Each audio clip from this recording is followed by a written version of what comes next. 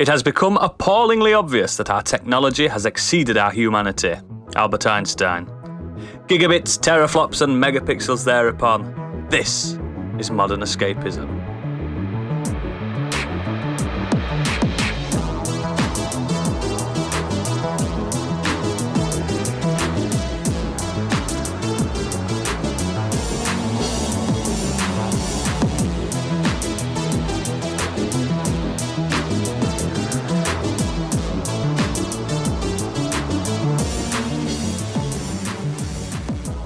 Hello and welcome to the show. My name is Oodles, and if I was a piece of technology, I'd definitely be an Android tablet. Fine for a few weeks, and eventually I'd become sluggish, broken, and fucking annoying. And joining me today, we have Candy. Like the Vine video platform, she's better off burning out brightly than fading away. Hello. Also, we have Stig. Some people call him the 3D Cinema Man. He's fun for an hour, but eventually you're going to get a headache. An hour? Like, won't last that long. The man that is literally named after technological gizmos and devices, such as a Zune MP3 player, it's Gadget. I had a Zune, they were really good. They were, weren't they? I liked them. And finally, in some circles he's known as the Human Touch ID. He's so fucking grabby. It's Biggie. As soon as I was last, I was like, here it comes. Welcome back, sir. Welcome back. I hope you're all right. Yeah, thank you. Yeah, I was very poorly, so thanks. Just point out this is the first time in weeks that we've had all five of us on. Yes. Yeah. Oh, it's nice, isn't it? Properly, because the podcaster one was a bit hodgepodge as well, wasn't it? Yeah. Yes, it was. So, without further ado, let's just sell some shit. Oh yeah, shit. I was You're supposed to be the corporate man. I was finding something for talk about later. I was finding I didn't have it loaded up. Yeah, that's me, isn't it? Okay, hang on. Yeah, so if you would like more of that excellent podcast in there that I just did, you can go to patreon.com/modernescapism. On there, you'll find the 3 different tiers that we do. We do Modern Escapees for £5 a month. And for that, you'll get an extended edition of this episode every week, as well as any monthly special we do and any other specials we are currently doing. We are currently on with our Hawkeye spoiler special. First episode came out last week, free for everyone, but all future ones will be on Patreon. And Biggie and Gadget will be back with Fast and the Furious at some point. They just need a bit of a break after those first 5. A handbrake. Yeah. Oh, God almighty. Get out. Yeah. It'll come probably after Hawkeye at this rate because, I think it... They're allowed a mid-season break. It took it out of them a bit. I fucking need it after that shite. Second up, we have Do Dragons Dream of Scorched Sheep, our D&D player podcast. So for £5 a month, the Scorched Sheep section will get you ad-free early access of the episodes, as well as any access to artwork, original music, battle maps, character sheets, and anything we put together for the show. And you'll also be able to suggest NPCs and item names for Gadget to use. And £7.50, the Biggie Bundle, and that gets you everything. Make sure you tune into Scorched Sheep as well, because we're wrapping up his first season, and it's going to be epic, isn't it, Gadget? Oh, it's going to be huge. Big. Like something in that last episode. Yeah. Well, you mean the episode that will drop tomorrow from on patrons? Yes. Time. Time, flat circle, makes no sense. Don't worry, I've got some time travel shenanigans lined up for the campaign going ahead, just to make it even more confusing. Excited. It's going to be good, because then when season 2 rolls up, we'll actually be professional Dungeons and Dragoneers, or whatever you call themselves. Nerds, professional nerds. Professional nerds. Already there, I think. So it's exciting, even if you're not Greasy into it, get weirdos. into it yourselves. But yeah, let's just start as we mean to go on. I want to know what everyone's been up to this week, and I don't want to bury the lead. I want to know what Biggie's been up to, because it's been a while. Oh, okay. Yes, so, I missed the last one. Great pod, by the way. Really enjoyed listening to it. Thank you. And also the impression of me.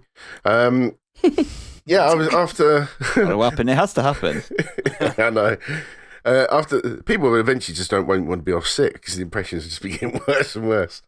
After the Last of Us, I needed a palate cleanser, so I was dabbling in a bit of Disco Elysium. Good man. And Borderlands 1, inspired by our gaming soundtracks pod. I went back and had a dabble in that just to have a bit of fun. Yeah, it still plays well. Obviously, Disco Elysium we talked a lot about. I haven't finished it, so obviously I'm still playing through that, but liking what I've played so far. Borderlands 1 has some upgraded version. Looks okay. You know, it still cell shaded, still plays well enough. It's the only one I've beat. Yeah, I just really enjoyed going back into that little world and the music and the fun of the gunplay, and that was good fun. I happened to win a copy of Battlefield 2042 off Twitter. Yeah, boy, you did it. A random competition that I really nearly didn't even go for. With the game collection. So thank you very much to them for sending that through. So are you enjoying Battlefield 20 to 42 frames a second? Admittedly, I've only played it for probably an hour or two, just because of time. And it crashed. No, do you know what? It was fine. It looks great on some levels, still looks a bit janky on others. It clearly needs some work. They've obviously had a patch. It cost you nothing, that's the main thing. Yeah, and you know what? I did feel I wasn't impressed by the beta, so playing the actual game itself, it did feel a bit more polished compared to the beta. Do you know what? It certainly had a feel of Battlefield at one point, but yeah, at one point. It's because there's a lot of changes, a lot to get your head around how it all works. So I can't give like a full verdict at this point.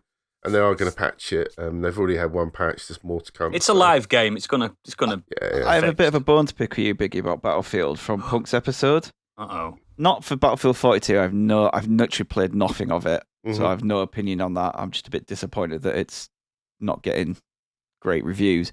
You went from saying I didn't really like the new Battlefields 1 or 5 because they went a bit COD-like, but then I discovered COD Warzone, and I really like that.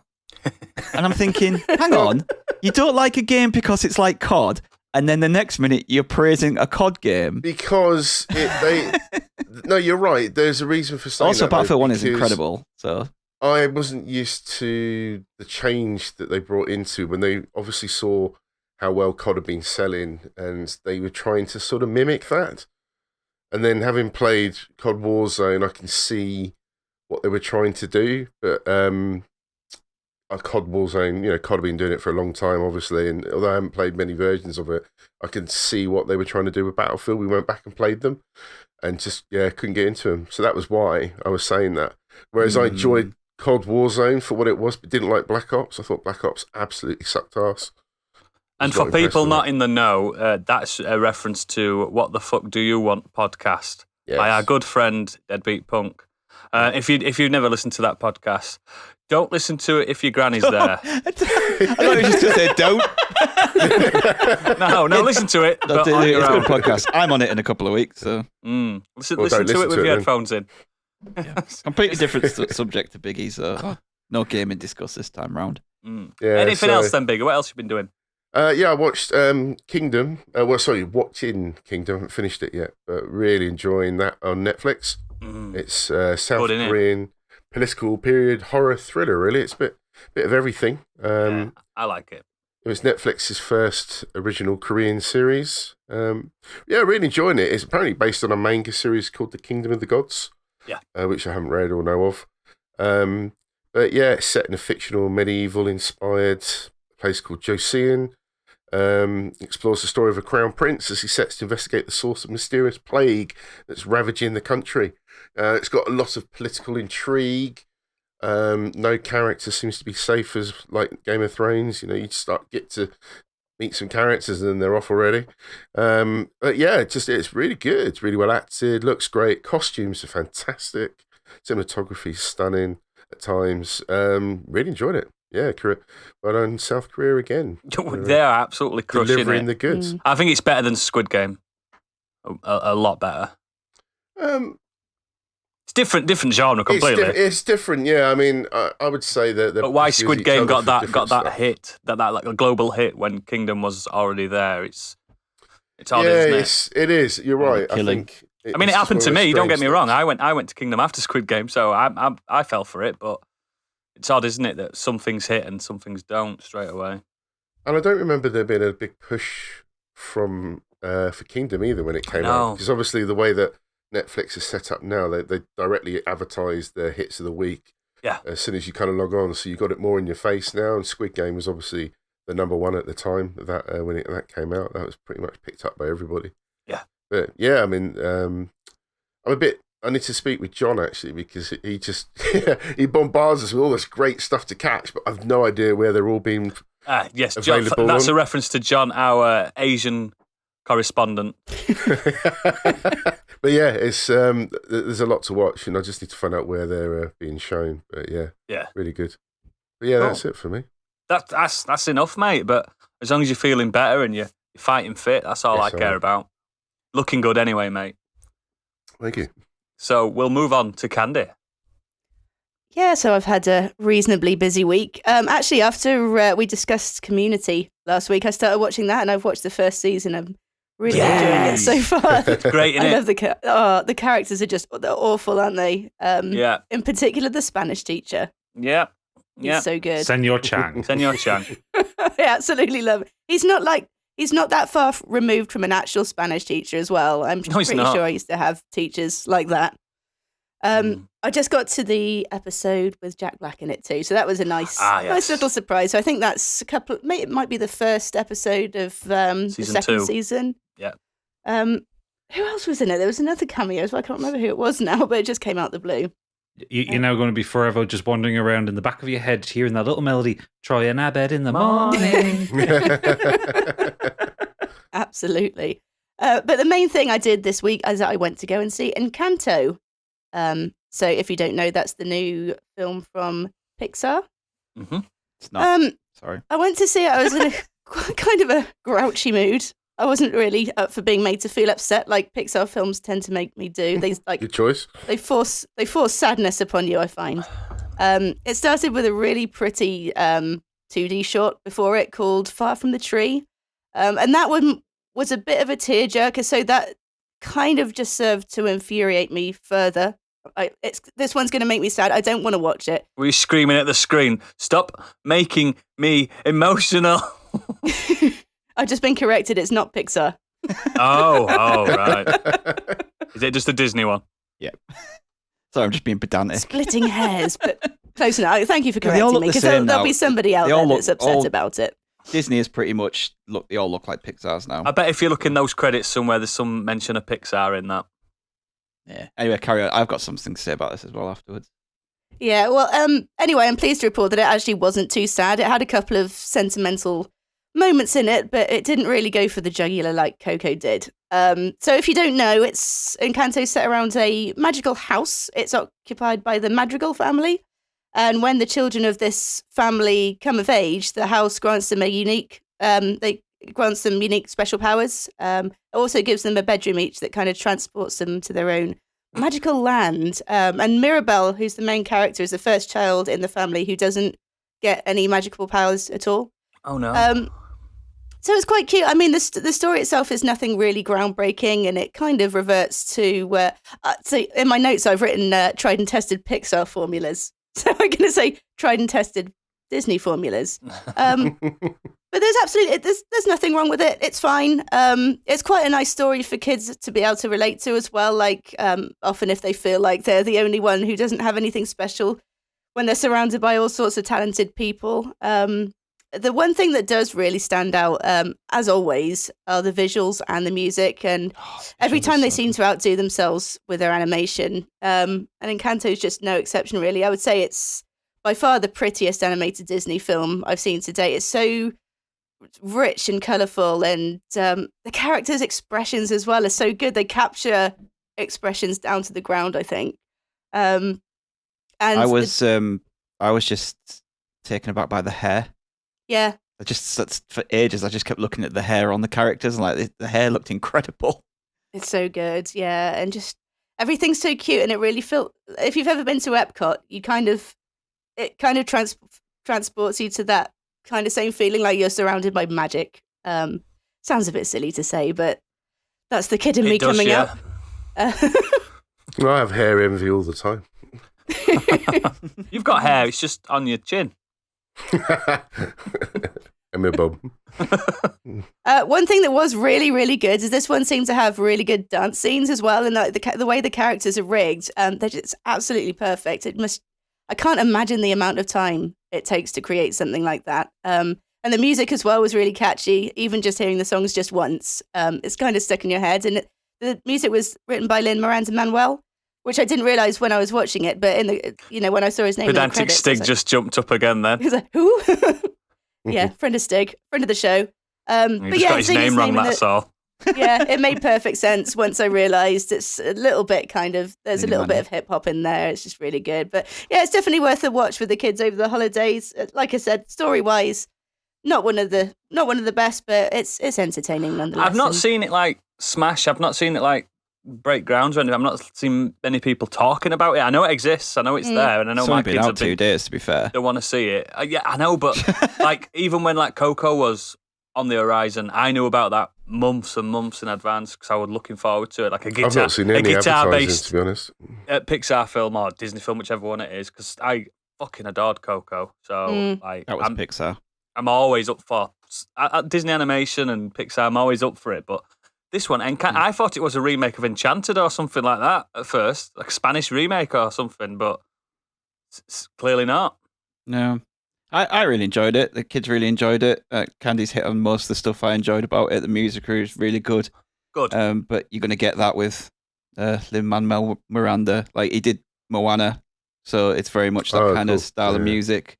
I really liked the house being alive, and being its own character. It felt like a bit like, carpet in Aladdin. It's just this inanimate object, but come to life, and it's silent and just has its own personality. That was really good. And something that I wanted to touch on about this as well was that it's all Latinx cast. That's good. So I listened to I'm gonna get his name, John Leguizamo. I can't pronounce his name right. Leguizamo, that's it. So he was on the Empire podcast this week, and he was talking about the need for more Latinx representation in Hollywood, and this film kind of further reinforces that, and it reinforces his point on how many good stories and how fun their culture can be, and how we need more stories from that community. So that was I just really liked that, after especially listening to his interview and then seeing the film. But yeah, it was really good. For people that don't know, he played Luigi Mario in the 90s smash hit Super Mario Brothers. Do you know what he brought up in that interview? In that interview as well, he jokingly brought up that and Spawn and something else. God, yeah. He's just like, everyone just keeps remaking all the terrible films I've been in.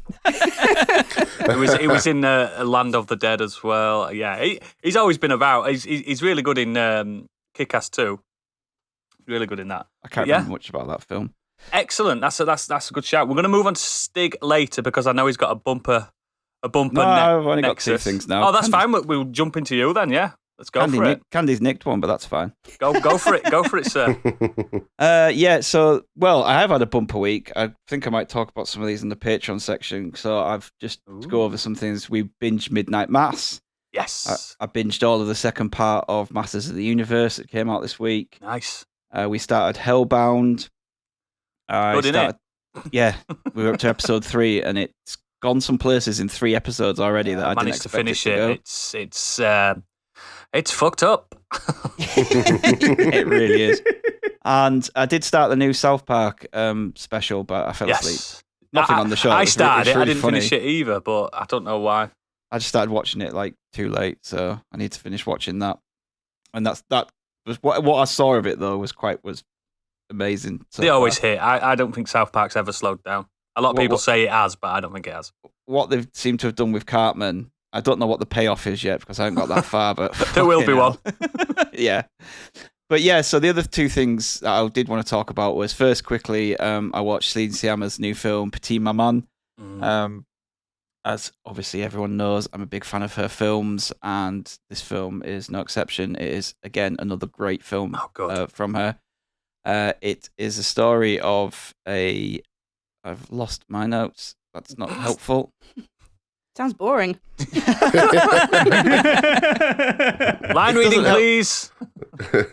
What's her name? Nellie.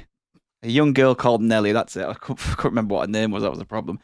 Nellie's grandma dies. Herself, her mum, and her dad travel to her grandma's house to basically clear it out.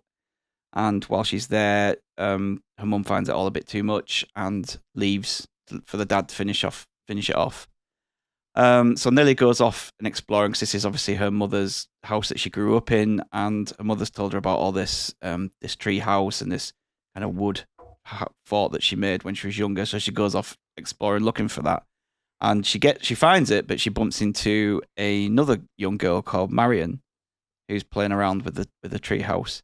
Now this little girl looks just like Nellie, and soon you discover that this little girl is actually her mother. I'm in. I'm already in. So there's some timey-wimey stuff going on with this. Yeah. And she basically gets to hang out with her mother, and her 8-year-old mother. Oh, that's cool. And it's just this lovely, really touching,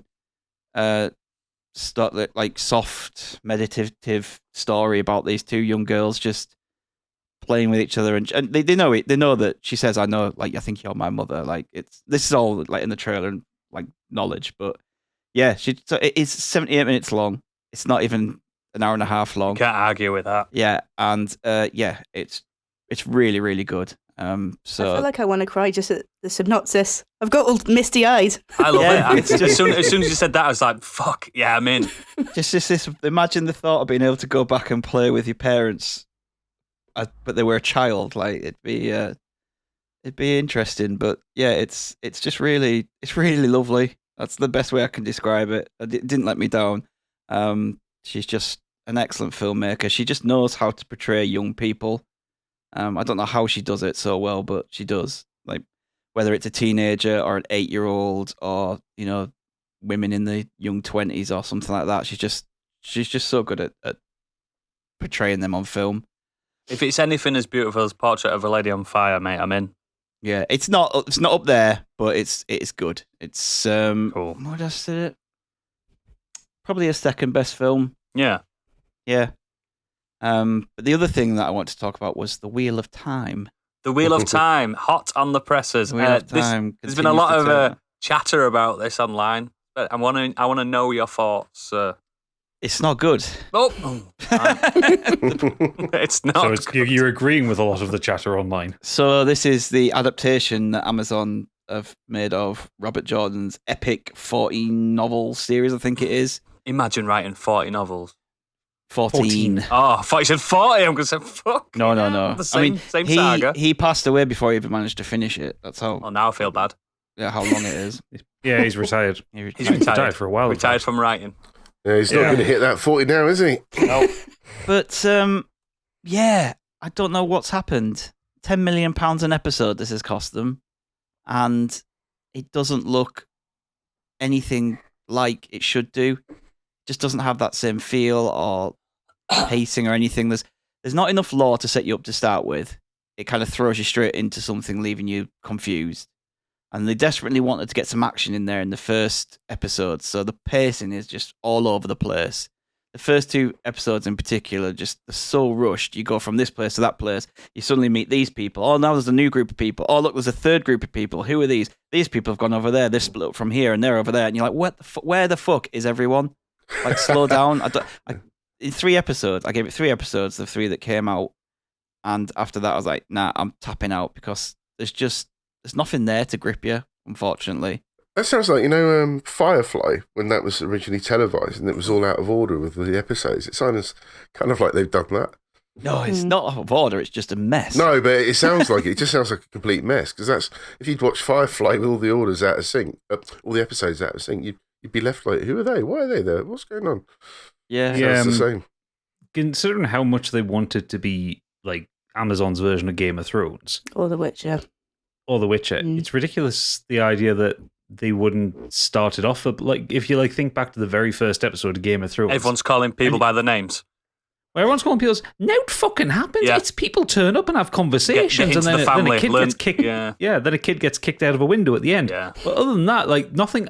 There's no action in that first Yeah. episode, other than the prologue scene. I think. I find This it. is- I That's in find the it dark. absolutely mad that Amazon have put all this money into this when they've got a Lord of the Rings show coming in the near future. Yeah. This looks like the Lord of the Rings to me. Why are they confusing people? This is not making me feel good about Lord of the Rings happening. Exactly. This is not making me Well, feel no, good about yeah. Lord of the Rings. Because This looks like somewhere between a BBC production and HBO, somewhere in the middle. Does Rosamund Pike not save it at all? No. She's I don't usually think she's quite very good. I don't think she's very good in it at all, to be honest. Oh. I'll just jump in because I started watching it a couple of days ago and I've watched the first episode and I got about halfway through the second episode and I found all the acting pretty ropey. Yeah. That's worrying, That's proper worrying, The Amazon. script and dialogue is shonky. The acting, some of the actors are terrible. And it just doesn't work. I don't know what's gone on. You Wasn't need friend of the this. show Helen O'Hara interested in this as well, wasn't she? She mentioned it, didn't she? Yeah, she was. So a couple of them on the Empire podcast were, and I think they're a bit disappointed in how it's turned out. It's just like I say with the Lord of the Rings looming in the future. This is proper fucking worrying. It's just look at Game of Thrones. Like Gadget said, nothing much happens in that first episode. It doesn't even look all that great when you could obviously compare it to later seasons. Yeah, They were it's all about closed sets. £5 million an episode. This is double that. And but looks the acting worse. was spot on in the first season of Game of Thrones. It was lovely and Shakespearean. It was northern accent, southern accent. It was just nice, weren't it, to watch? And it needs to look like a film. I think me and you discussed this, didn't we, Oodles? That if you're going to do this big epic fantasy stuff for TV, it needs to look like it's a film, like Game of Thrones does, like The Witcher does. It doesn't. It looks like a TV production. you need to capitalise on having 12 hours to tell a story. Yeah, when you compare to how good HBO, and how good a HBO show looks, that's what it needs to look like. It needs to have the production and the look of a Game of Thrones or a Westworld or something like that. Look at Boardwalk Empire when that starts. Yeah. Fucking hell, that is like watching a Scorsese film. Like, you know what I mean? It's just fucking beautiful. It just it's frustrating. I never caught that. Was that any good? It's so good. Yeah, it was excellent. So good. But yes, it's like Amazing. Amazon, one of the richest companies in the world. Just fucking get your shit together. It's been Black Friday. You've had loads of money. So, like, I enjoyed something like Shadow and Bone a lot more than this, and that's the look of. That's got a similar look to this because it's not. You can tell it's a lower budget Netflix fantasy series that doesn't have that film production look, but it's just much better and much more enjoyable and better acted. But they've got the cinematography skills set. They've got the boys. Like I said, the Carnival Row, that looked stunning. Everything about that looked stunning. The dresses and everything that people were wearing and stuff. And why are they? This is a massive get for them. This is huge. A 14-book series that they've got fans champing at the bit for it. This is It won't go that. I don't even think they'll get a second series, to be honest. pathetic. And by all accounts, people who've read the book said that it just chops and changes and just skips through loads of stuff. That first episode, honestly, I was like, oh man, I don't know where I'm going to watch this. And I stuck the other two on. And granted, I was kind of working and had it on at the same time, but I could kind of, grasp what was happening at the same time. You want it to stop you working, don't you? You want it to actually grab you while you're Yeah, fuck, it was I'm putting just- this down, I'm watching this. Yeah, wasn't good. I'm not going to Such a carry shame. on. Well, rest in peace, Wheel of Time. We hardly knew ye. Gadget, what have you been up to? So not much because I've been away this week on a works do and got to drive back home during Storm Arwen, which was terrifying. Storm Worst thing Arwen. I've ever done. I've heard a lot about this, but I live in a terraced house, so we're barely affected by storms. It's easier. A cool name, at least, for once. Yeah, an elvish one. Yeah, well, it was lovely driving up the A1 in 75-mile-an-hour winds. That's fucking terrifying. Oh yeah. Anyway, but aside from that, so on a random whim, I rebought Castlevania Symphony of the Night on the PS5. Because you're a smart guy. So it was 15 quid, and it was just like, get on. Get it. Good lad. And just all those 90s memories just came flooding back to me. That music. The music, the look of it, the terrible voice acting. And then I also remembered, one, how far it is between every save point, and two, how fucking hard that game is. Yes. The muscle memory is there for the movements, but I haven't quite got it back in for the hitboxes. And some of those enemies can really fuck you over and It's not knock you off your path. pixel perfect hitboxes on that game. Which, to its detriment. Yes. And it just makes me think, Konami, you like money. Yeah. Why don't you just just take Symphony of the Night?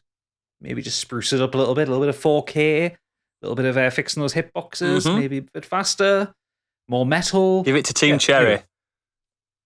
Give it Team Cherry, or give it to them that just did Metroid, whatever they're called, Mercury Steam. Anything like that. But yeah, just give me that game again in 4K. Anyway, but besides that, the main thing I want to talk about is, I'm sorry, guys, I've got new influences for Scorched Sheep because I found another D&D podcast. You need to grow up. This one is called Dimension 20, and this is the one that College Humor run. I've heard of them. Yep. This is it's a D&D actual play podcast. It's also a little bit like Critical Role has done. It's you can watch video on YouTube of it, and you've got all the battle maps and them in the same room together. It's hosted by Brendan Lee Mulligan, who is kind of one of College Humor's kind of more long-term faces, who is an incredible dungeon master. He is so good at what he does. Rest of the cast, at least on the series I'm watching, is Emily Axford, Zach Oyama, Siobhan Thompson, Lou Wilson, Ali Beardsley, and Brian Murphy, who are, again, they're just all personalities from College Humor skits. And yeah, they are playing a game of D&D. And the best part is the way they describe this one. I'm not going to give you the title of the series quite yet, but the way this was described is: imagine if John Hughes played D&D. Uh-oh. It's called Fantasy High. Oh, it's Breakfast Club. Set in the town of Elmville, an odd, anachronistic town resembling a high fantasy John Hughes movie, the bad kids attend Eggford Adventuring Academy, a fictional high school designed to teach people how to become adventurous. Wow. And it's pitched as the way it's pitched is Brendan Lee Mulligan is an incredible dungeon master. He's a very rules-based dungeon master. And it's pitched, if you think of like Critical Role is amazing, but it can be very dense, it can be very high fantasy, very lore heavy. Like there is a lot to take in with Critical Role. Whereas compared to Dungeons and Daddies, not Dungeon Dads, Dungeons and Daddies, which is the one I talked about, which is barely a D&D podcast, it's more of a comedy podcast. This sits kind of in the middle of it because it is really Dungeons and Dragons play, but it's very funny. And Brendan Lee Mulligan is very happy to go, you know what? What you're suggesting there doesn't work as a spell, but it's funny as fuck, so we're going to do it anyway. It's that kind of attitude. And it's really, really good. It's so well done. Every episode is really snappy. They're about 90 minutes long, each episode. Yeah. And it's got a predictable structure as well. So you get one episode that's all roleplay, and then one episode that's entirely combat. So every other episode, you've getting one or the other.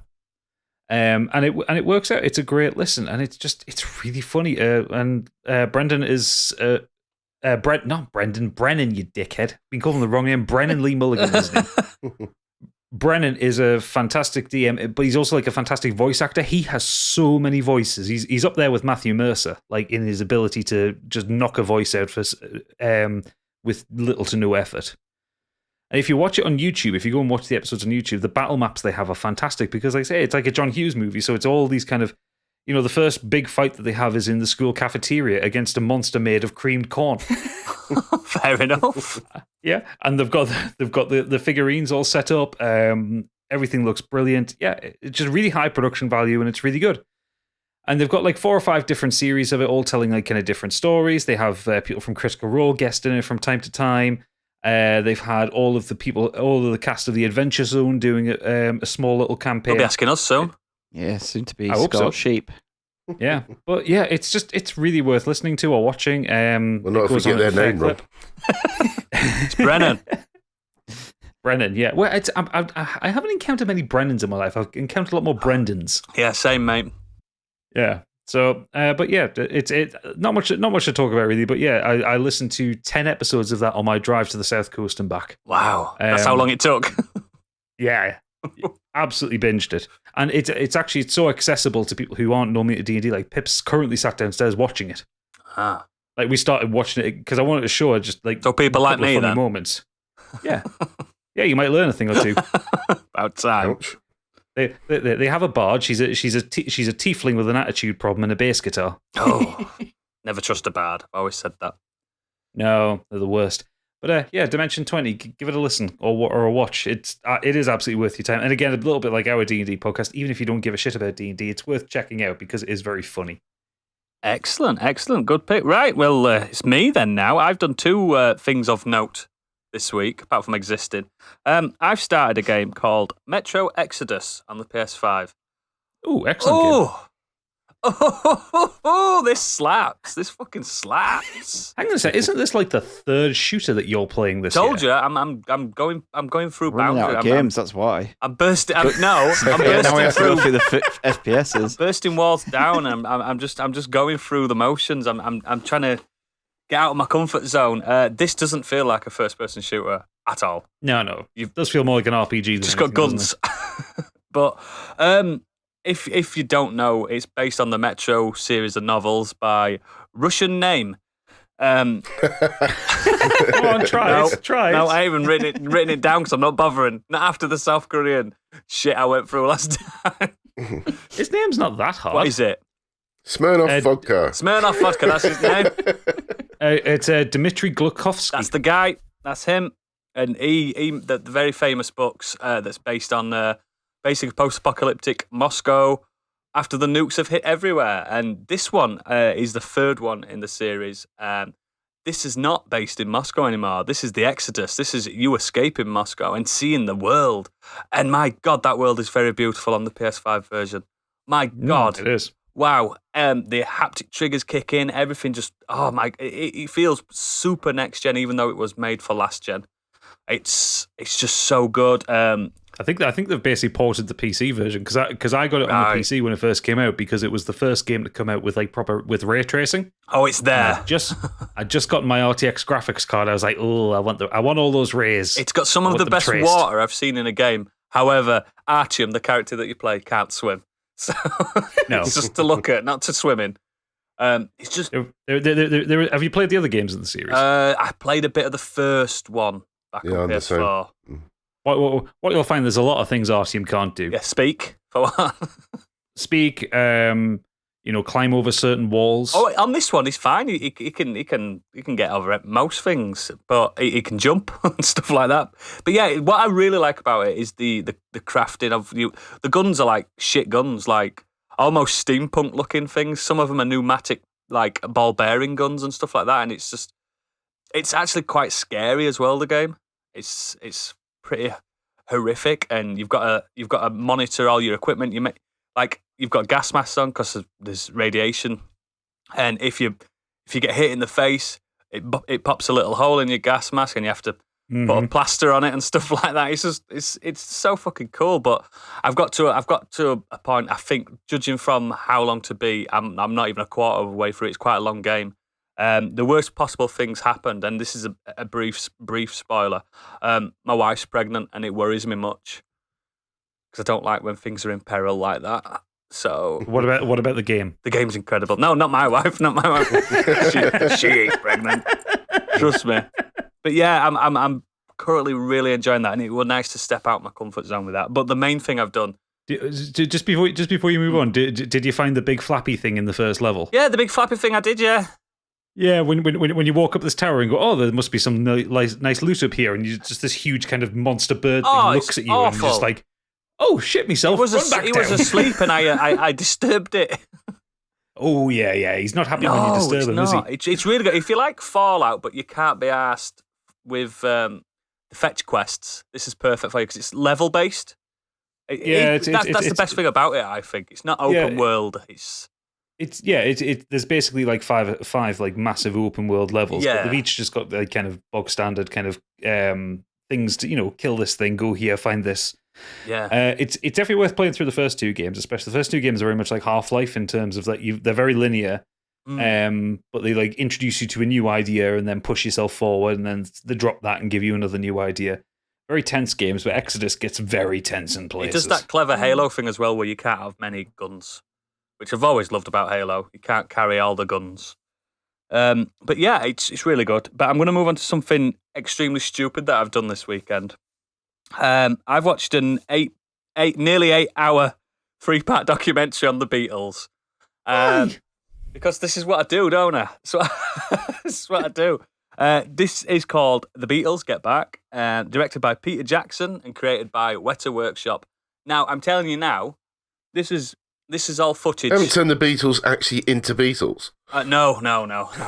This is footage from lots of aerial shots of Liverpool. No, it's in London actually. This is actually condensed from 50 hours worth of video footage into 8 hours. It's basically the creation of the album Let It Be. But at the time, while they were creating it, they didn't realise it was going to be an album. It was for a TV spot. Then it ended up becoming that very famous gig on the roof that they did. That got stopped by the police. Then, did any of you watch Some Kind of Monster, the Metallica documentary? Yes, and I laughed my way through. Imagine that for 8 hours.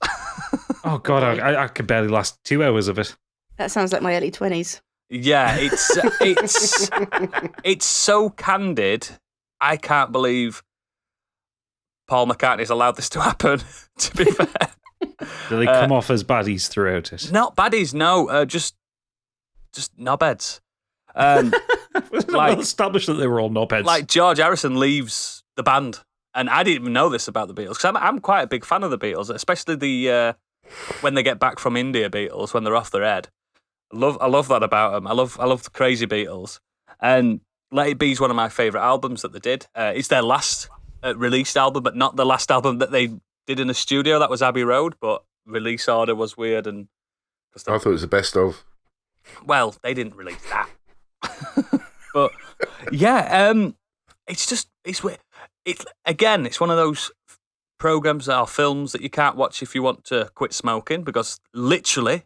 Every scene, everyone's smoking. There was one scene, and it even makes a note on the documentary where, when you watch it, this documentary has scenes of smoking.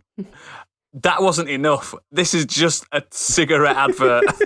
Like literally, there's the Beatles sat around. Yoko Ono's glued to John Lennon throughout the whole thing as well. She doesn't speak at all in this documentary, but she's just next to him for spiritual guidance. And literally every second, like there's one moment where John Lennon's smoking that much. Do you know how Slash put his SIG in the head of the guitar? Yeah. John Lennon's obviously got a really crappy just studio guitar, and do you know how the wires are all coming out the end? He just puts his SIG into the wire, and it just stays into the wire. It's literally ridiculous. And there's scenes where it's like. So we get a drink, and the thing is, the Beatles thought this was all being filmed for a documentary that was going to be on TV then, but it never did. So they knew there were cameras there, and they knew there were hidden microphones everywhere, even in the canteens and stuff like that. So they're playing on it. They know exactly what they're doing, and it's quite funny. To me, the main thing I took from this 8-hour odyssey that I got from it was that it's fucking boring writing an album. Yep. It's really boring because you write, 40 songs and then you only pick 10. Do you know what I mean? And there's the bit at the end, the crescendo where it's leading to the rooftop gig. I didn't know that this happened, but they had to play the same songs loads of times just to get get good shots. Do you know what I mean? To say it's live and stuff like that because they still wanted to release the music video and stuff. They played Get Back about 4 times. Do you know what I mean? And that's why the police were getting pissed off. It's like, we've heard it. And it's Wonderwall. Oh, yeah. Before it's even invented. But yeah, it's good, but it didn't need to be this long. You just needed to have the best bits. Like when George Harrison leaves and then they're all sat there saying, well, we can carry on without him. We don't need him. Do you know what I mean? It's like, what? Because, he was just a rhythm guitarist. We don't need him. And it's like, we don't even need Ringo. Whoa. George Harrison wasn't the rhythm guitarist. He was the lead guitarist. Watch that documentary, mate. Trust me. John Lennon's the lead guitarist in that, especially on that album. But, yeah, they were even saying stuff like Ringo sat there just being Ringo, and it's like, we don't even need Ringo. He's not even the best drummer in the band. Do you know what I mean? He needs the fucking drummer. It's just...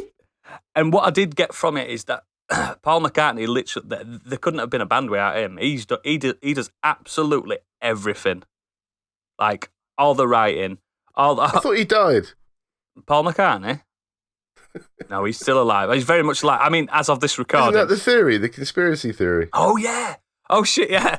Yeah, forgot about that. Going back to our first episode where Kieran brought that up. Yeah. Was it Kieran that brought that up? I think it was, yeah. Somebody did, yeah.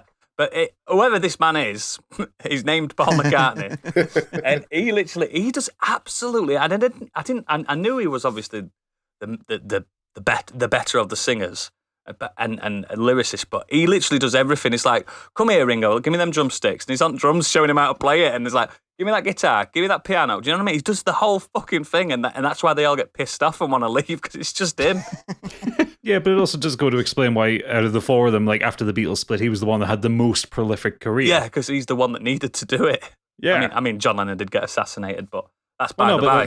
but like the amount of releases between the Beatles splitting up and a cutoff date, shall we say? Yeah, Like in that time, Paul McCartney had Wings. He had his own solo stuff. yeah. You know.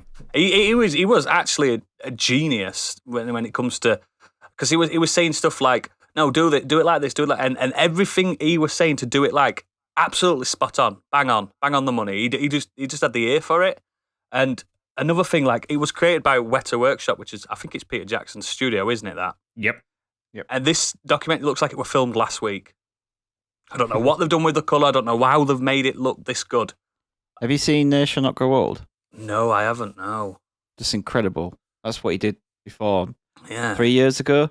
Yeah. Took world like the Great War footage, And colorized made it look good. like increase, like Mate, this looks like it was filmed messed around last with week, the sound like I mixing said. and everything, so it all looks like it's like brand new. Did they do? Because in that one, they had talking heads, but you couldn't see them. It was just voiceovers. Yeah, he does things like that. Yeah, there's no narrator in this documentary at all. It's just you get writing at the bottom for certain big moments, and it's just I just think it's fascinating. All four of them, when they're in the room, they're like, "Oh, so this be his last? So we're not doing any more after this?" And they're like, "Yeah, we're a bit bored." I didn't know the Beatles split up quite amicably. I didn't know that. I thought there must have been some kind of fallout, but no, they're just not asked. Which is quite nice to know, because they were still mates and stuff like that. Like when George Harrison quit in the making of this album, they were all like, "So we after George's tonight then? Yeah, we'll see George if he's all right." they're just, do you know what I mean? They're all millionaires by this point. They don't even care. It's just contractual obligations and stuff like that. And it obviously came out with a really good. I like Let It Be. I think it's a good album. Not the best, but yeah, I watched it. I don't know why I watched it. Oh, it's the same when I did it with Justice League. I just do these things to myself. Obviously, I weren't fully concentrating on it. It's just the band making an album in front of me. I was on the Switch and stuff like that. But yeah, I recommend it for someone that's got a lot of time on their hands. So you. And really, really likes the Beatles, because it is fascinating, but I think if this had been like 2.5 hours, it could have been. I might have watched it. I'm not really massively into Beatles. I like some of their songs, but I liked what he did with They Shall Not Grow Old. So yeah, if it had been like 2.5 hours, yeah, I'll give that a go, see what the buzz is. But I'm not sitting for 8 hours. It is so incredibly well made. Like, I don't get how that technology. I think it's. I thought it was fake. It looks that good. It looks that modern. I'm like, how the fuck have they done this? This is all. You say it's a film? It's an 8-hour 3-part film. Wow. Imagine going to the cinema for that. No, it's on Disney Plus. don't worry. The Snyder Cut. We don't need a cut. We need a mega cut of this. I'm telling you now, it needs to be sliced and diced. The Yoko cut. The real last thing I want to chat about is just how hilarious it is when because they're one of those bands that write the melody first and they don't have any lyrics to it, and the fucked up lyrics that they sing before it's actually the finalized lyrics. Some of them are hilarious. I've already seen them on TikTok now, just blowing up people. Some of the songs and stuff. It's so fucking hilarious. So yeah, it's hard to recommend, but I really liked it because it's just so fucking long. You know, just thinking about long films. Take a guess between you all. What do you think the longest film ever is? Not the name of it, but just how long do you reckon it is? I'm pretty sure there's a 12-hour film, isn't there? 12 hours? Anyone else got a guess what they think the longest film ever is? 22. I was going to say about 6. The longest one I've ever seen is about 4.5, but yeah, it's obviously not the longest one ever made. So apparently it says here, logistics, clocking in at a total runtime of 35 days and 17 hours. The fuck? What the? That needs editing. That's not a film, that's a sentence. I don't know whether that's a... Yeah, experimental films, 51,420 minutes. Jesus Christ. That's insane. I mean, that's the next thing I'll watch then, because I'm up for these marathon sessions. But yeah, Get Back. It's fascinating. Mainly, if you're into cinematography, it's quite fascinating. But if you're into the Beatles, it's even better. And I don't care what anyone says. I really like the Beatles, so I don't care if it's not cool. Fuck you. Right, after all that nonsense, let's get into the main topic at hand. And you're back, Biggie, and I want you to do this with all the gusto that you've got. Tell everyone what we're doing today. All right, Yeah. we're doing this. Oh, it's good to have him back, isn't it? Not Biggie too. Oh, wait, it's Do you know Biggie! that we were both speaking over the top of each other, and you could just tell. I mean, I know I'm taking the piss anyway, but like you could just see the deep voice of Biggie, and then me like, all right, I'm Biggie. It's nice little harmony. Our main topic this week is about our favourite tech from the last decade. Yeah. I don't know why it's in capitals. Just read it that way. What piece of new tech advancements over the last 10 years has excited us the most? It could be a thing we owned or something huge from the tech giants. Yeah, this is a good one. We've been excited for this because we're all nerds. And I want to start with the nerdiest man I know. Gadget. I knew it. So I'm going to talk about electric cars Oh. because electric cars have existed beyond the last 10 Skeletrics. years or so. No. The ones you can actually drive in real life. You can get on a scale electric like rollerblades. Yeah, not for very long though. Yeah, electric cars have existed for more than the last 10 years, but it's kind of, I think, in the last 10 years or so that The they've become advancement. a thing that people are interested in.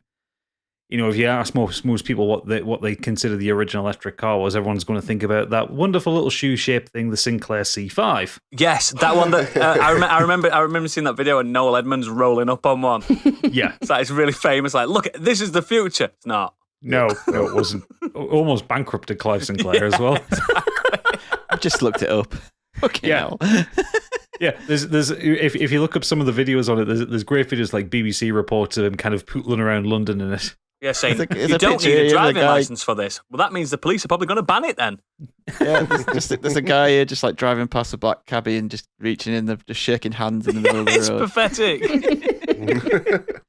But that wasn't a car, really. That was technically a tricycle. Yes. And so, yeah, you didn't need a driver's license for that. But no, sort of, I think it's one of those things that as any socially conscious person would realize, you know, the world's heating up, everything's getting a bit surreal, and world's ending, climate guys. change is a thing. And it's taken us far too long to get to the point where electric cars are a thing, but they are now. And much as I loathe the man, you have to give credit to Elon Musk for pushing Tesla the way he did. Man's a strong word. Lizard. Yes. Alien. And like I say, I detest him. I think he's a massive cunt, and I will not hear a good word about him. I think he's got secrets that'd make just the most heinous man weep. I reckon that man's a evil man. He probably is. I mean, his parents own like a diamond mine in South Africa. Yeah, so- He's got good ideas about things, hasn't he? Though, but some of them are a bit Yeah, but out there. so did Thanos. But hey, well, if you've watched Hawkeye, you'll know that some people think he was right. Did your From daughter a- think he was right?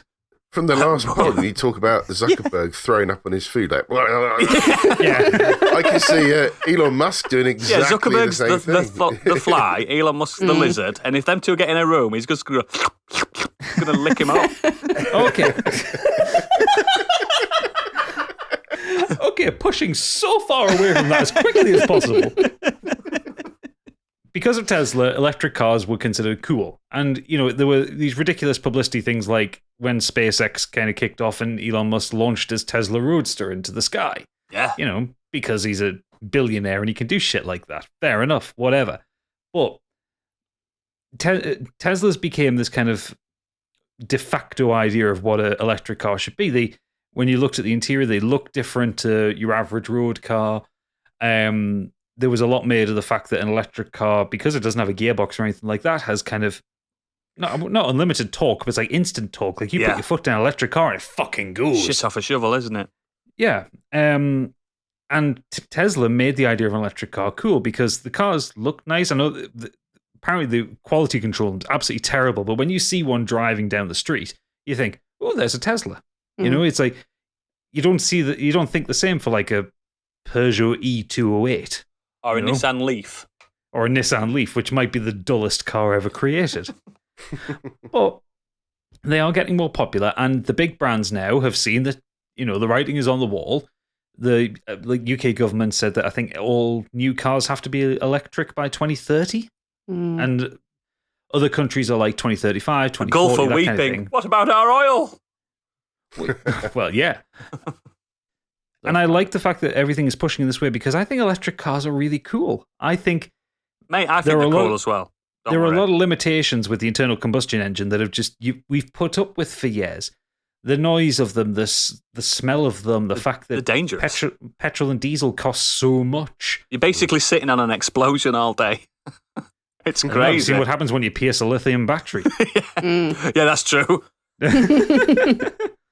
Up to this point, like all electric cars have been normal road cars converted to be electric.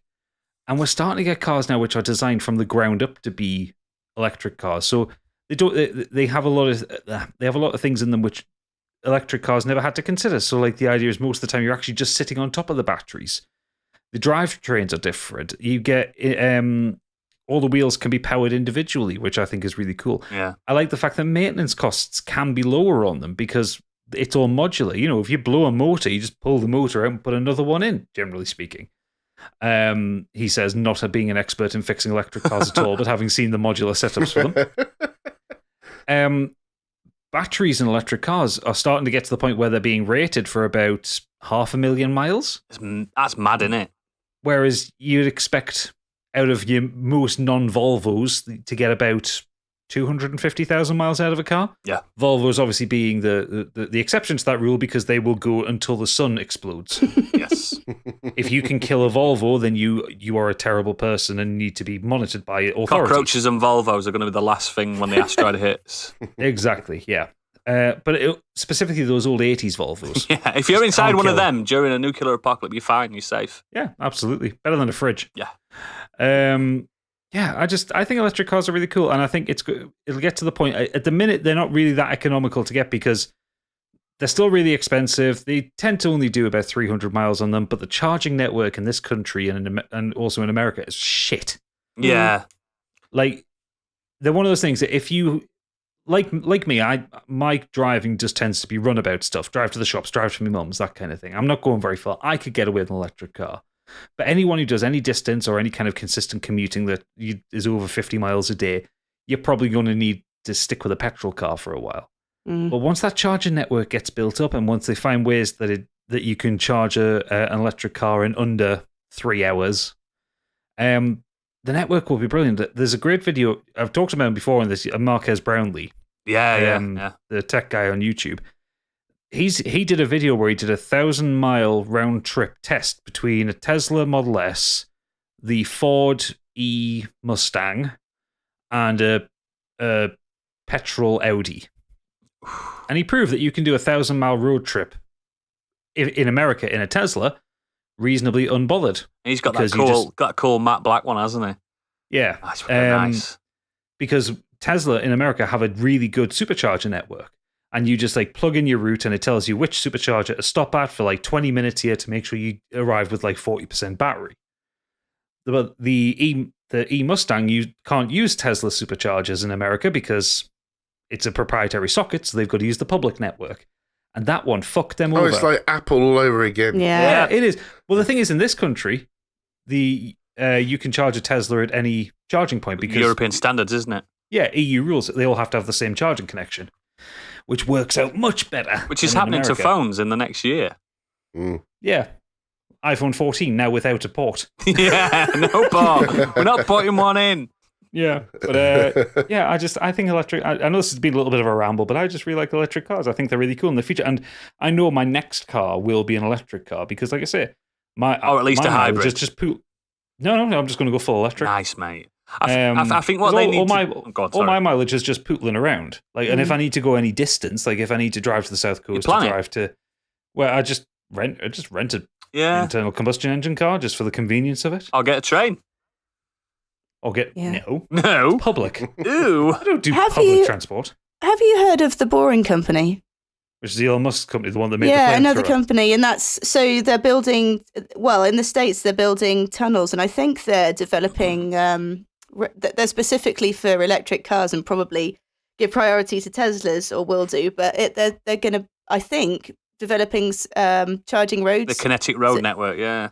Yeah. They've got trials in Germany already, haven't they? Where certain sections of I don't know if it's the Autobahn or something like that. It won't be the Autobahn. It's too busy to do that kind of thing. But yeah, something where you can try. You go over it and it charges a tiny little portion due to kinetic. It has to be a specific model car. It has to be, which is not on sale. But if that can become a standard, great. Yes. I mean, you could even toll that road because you know you're going to charge it. You're going to charge your car. It's going to be in good condition. Put a toll on it. No one's going to mind that. Yeah. Well, even if it's not charging your car, even if it's just stopping you expelling charge. Yes. Yeah. Even if it's just like holding you a trickle. Fine, great. Just extend the range that way. That would be perfect for the motor. Much as we gripe about the motorways in this country, are actually pretty decent in most places because they're just these long stretches of road where you can get from A to B pretty unencumbered. Yeah. Well, I think, aren't they saying new houses are supposed to be developed with a charging point? Yes. Yes. Or the ability to add one easily. Yes. Yeah. So basically, when they wire up the fuse box, make sure there's a spur coming off to the garage. Yeah, I think a lot of places will need it. Yeah. My only concern is that, like we've seen with phones, is that there's a deliberate battery life, literally, on them. So you have to buy a new one. Yeah, exactly. So they'll have a shelf life. They don't necessarily need a shelf life, but they'll put one on there anyway to keep selling new cars. If they're clever, you'll never own an electric car. You'll lease it or you'll rent it. I mean, I'm perfectly happy to lease cars. And you'll upgrade it like a phone every 3 years. Yeah. There's nothing wrong with that. The model works. It's been working for years. Yeah, but it'll also get to the point where there has to be some which are like ultra affordable because not everyone will be able to afford little these hatchback cars. things. Yeah, you'll know that the market is hit properly when you can buy like a little kind of city car electric new for 10 grand. Yeah. That's basically when Dacia can start selling them. Yeah, the Sandero Plus. Yeah, exactly. Sandero E. Yeah. I wonder if you're like monthly, say you're getting like a PCP deal or whatever they're called, if some of the deals that you'll get will also include the charging fees as well at petrol stations. Probably not. They'll be. Probably not. So it depends. Like sometimes, Tesla used to do a thing in America where you could, if you bought a certain model Tesla, you would get like 3 months worth of supercharging for free and stuff like that. And you can play Skyrim on it. You can. You can play The Witcher. You can play The Witcher 3 as well. And Doom. The only problem with Teslas is they're like iPhones, aren't they, with their specific charging point? They're not just like in the US, yeah, not in this country. And not in this country, but in the US, Tesla can actually ban you from charging your car. They can stop it happening, yeah. Even if you can get it plugged in, they can stop you. That's a bit fucking. There was that thing that I watched it over a month where a guy had a lease Tesla and he'd not paid that month's lease, and however many times he plugged the car in, it wouldn't work. He wouldn't charge because they somehow blocked it somehow. Yeah, I mean, there's also stupid shit with the Teslas getting hacked. Like for instance, if you want the autonomous driving, so not cruise control or anything, but if you want like the autopilot thing, in the back. Which you shouldn't. No. Yeah. You have to. It's like 10 grand on top of the cost of the car, but it's not actually implemented yet. They haven't even put it into beta. Yeah, that frightens me. That because of obviously the calculations. That's like there's cones in the road. There's cones. Do you know what I mean? It's like sorry. I'm looking on Tesla's website now. Enhanced autopilot is 3,400 on top of the cost of it. Oh, you've sold me. And full self-driving capability, which doesn't exist yet, is 6,800 on top of that. But I'm just looking at how much are machine guns on it? Ejector seat. Yeah. So a Tesla Model 3 with the self-auto driving on their cash price, and this is just like the family hatchback version, is £51,290. And if you wanted to do it on PCP, that is £701 a month. Mate, for 48 months. That's you're signing your life away. Do you get an Xbox Series X with it? You don't need one. It plays games anyway. Yeah. Oh, you mean there's like an add-on gift? Yeah, I can see Oodles having palpitations there, but yeah. So this is the thing: like the price obviously needs to massively come down for it to be more widely. You need to adopted. be £200 a month or something like that at most. Which I mean, they'll be getting close. I know Vauxhall have got an electric version of the Mocha, which I think is about $250 a month if you want the bottom level one. Mocha chocolate they're latte. getting there. Don't argue, it's what I drive. Not the electric version. I've got Oh a no, Moped, I've but seen it. It's nice. Nice. But yeah, the cost on them and then the range needs to go up. But yeah, I think electric cars are really cool, and they are literally the future. Yeah, because sometimes you see things and you think, oh, that could be the future, but it probably won't be. This definitely is. There's no two ways about it. In our lifetime, it's going to be mainstream. Yeah, there's no choice. There's this or a train, and like Gadget says, he doesn't like trains. No, because people are on them. And the last thing I will say about electric cars, or actually this is kind of the one compliment I'll give Tesla, their business model, they've changed how people buy cars. Oh. Because previously, anyone who's ever bought a car, you've got to go to a dealership, you've got to then have the sales pitch and that. Tesla were the first company to go out there and go, no, you can just fucking buy that online. Yeah, go down to a dealership to test drive one if you want, but to buy one, you have to order it on the website. And there's now a few companies that are starting to do that, where you can just order a car online and not have to bugger around with dealerships. Pretty cool, I right? hate buying cars. Such a pain in the arse dealing with dealers. Yeah, salespeople are the worst. But but yeah, especially phone salespeople. Yeah, they're foul. But the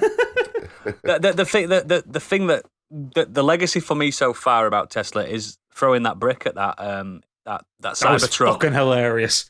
Because the Cybertruck is hideous anyway. It's awful. That's the one legacy I've got for it so far. I love that video. Hey, look at this. It's like bulletproof glass. Hurls a ball bearing it. It just shatters. And he goes, oh. Well, if you look, it didn't actually. The glass didn't shatter. It's like, no, that's not what you wanted. Not what you wanted. We've had bulletproof glass for fucking 70 years. Do you know what I mean? Yeah. I mean, the thing is, he's full of stupid shit. Like if you got the current Model S, it doesn't have a steering wheel anymore. It's got a yoke. Like, oh god, like a flight stick, and no stalk. So like your indicators are touch sensitive buttons on the steering wheel. The horn isn't the middle bit of the steering wheel. It's like a little touch sensitive. He's actually a real life top. Thunderbird, isn't he? He's got his own Tracy Island. Pretty much, yeah. He's a creep. But anyway, we'll get Elon Musk on the show next week. Thundercunt. Biggie, yours. Hello. Yes, so I wanted to talk about modems. I thought you were joking. I am. Oh. No, I want to talk about Twitch. So I know we had a private chat about whether this is included or not, but I felt it is important to talk about Twitch. Just for those, just in the random nature that people don't know what it is. It's a video live streaming service that focuses mainly on video game live streaming. And that includes broadcasts of sports, competitions, and addition offers music, creative content, and more recently in real life streams. Yay! It's operated by Twitch Interactive, a subsidiary of Amazon, and was introduced in June 2011, so it does count, and as a spin-off of the general interest streaming platform Justin TV. Do you remember that? Yes. Yeah. Justin TV was great. So, content on the site can be viewed either live or via video on demand.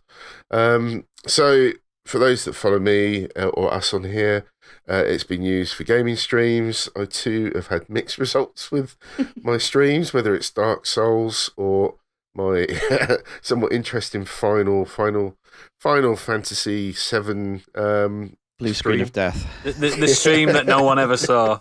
Right. Well, that was more of a Sony issue than a Twitch issue. You can't blame it Twitch was, for but it was that. brilliant. Even I logged in the- to see it, and I was just like, oh, I'm just watching a blue screen, and Biggie just not realising and chatting away. Just And we were telling him, explain what's happening. He's like, the high wind's there. And oh, there's the high wind. There's the high wind again.